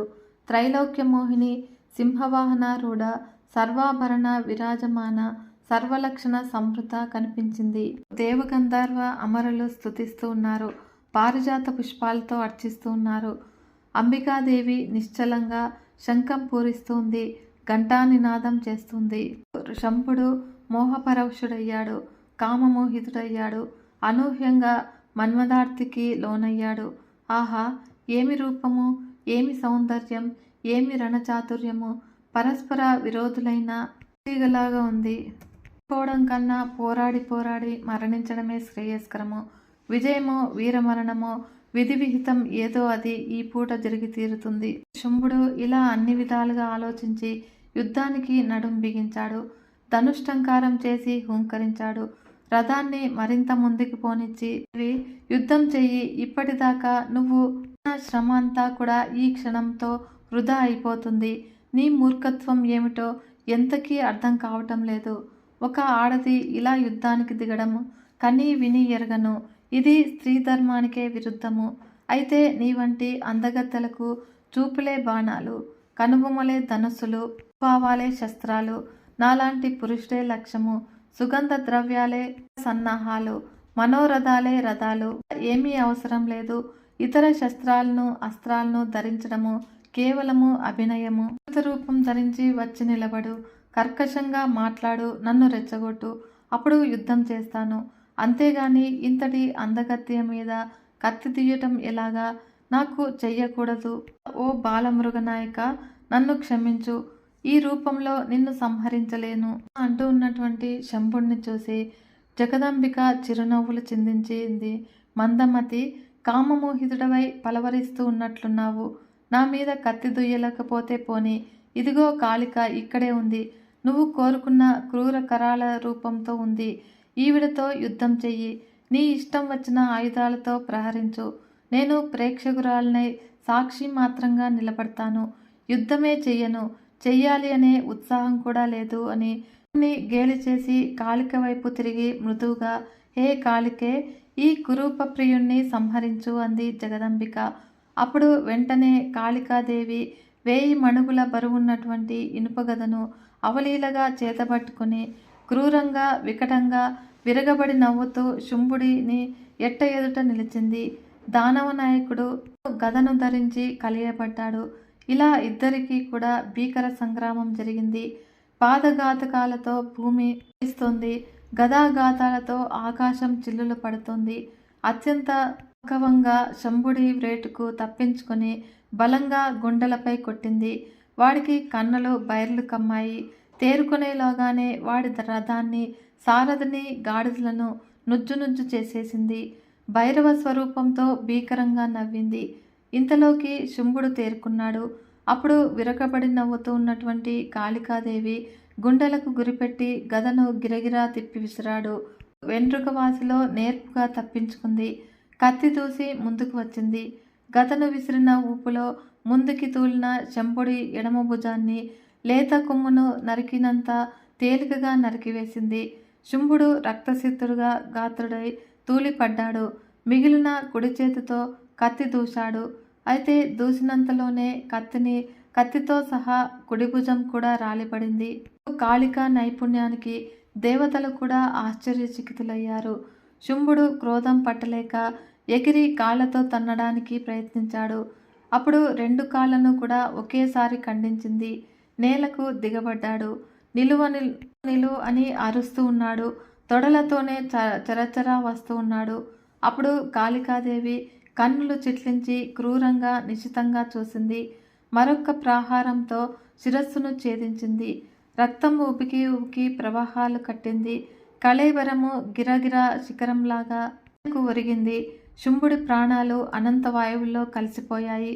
ఇంద్రాది దేవతలు ప్రత్యక్షమై కాళికను, అంబికను స్తుతించారు. సుగంధ పరిమళాలను వెదజల్లుతూ చల్లని వాయువులు వీతించాయి. దిక్కులు తేటపడ్డాయి. లు ఆనందంతో ప్రదక్షిణార్చులను ఎగజిమ్మాయి. హతశేషులైన దానవులు జగదంబికను శరణు వేరారు. ఆయుధాలను విసర్జించి పాతాళానికి వెళ్ళిపోయారు. వ్యాస మహర్షి జనభజేయ ఇది దేవీ చరితంలో ఉత్తమోత్తమ ఘట్టము. దానవులను శిక్షించింది, దేవతలను రక్షించింది. ఈ ఘట్టాన్ని భక్తితో చదివినవారు, విన్నవారు సకల జయాలను పొందుతారు, కృతార్థులవుతారు. సంతానం లేని వారికి సంతానం కలుగుతుంది. నిర్ధనులు ధనవంతులవుతారు. రోగులకు పరిపూర్ణ ఆరోగ్యం చేకూరుతుంది. శత్రుభయం నశిస్తుంది. కోరికలన్నీ కూడా తీరుతాయి. ఇది జయప్రదము, విజయప్రదము అయిన ఘట్టము. వీడియో కనుక మీకు నచ్చినట్లయితే ఒక చిన్న లైక్ చేసి మన ఛానల్ని ఇంతవరకు సబ్స్క్రైబ్ చేసుకోకుంటే సబ్స్క్రైబ్ చేసుకొని సపోర్ట్ ఇవ్వండి ఫ్రెండ్స్. మరొక మంచి వీడియోతో మీ ముందుకు వస్తాను. అంతవరకు సెలవు. నమస్కారం.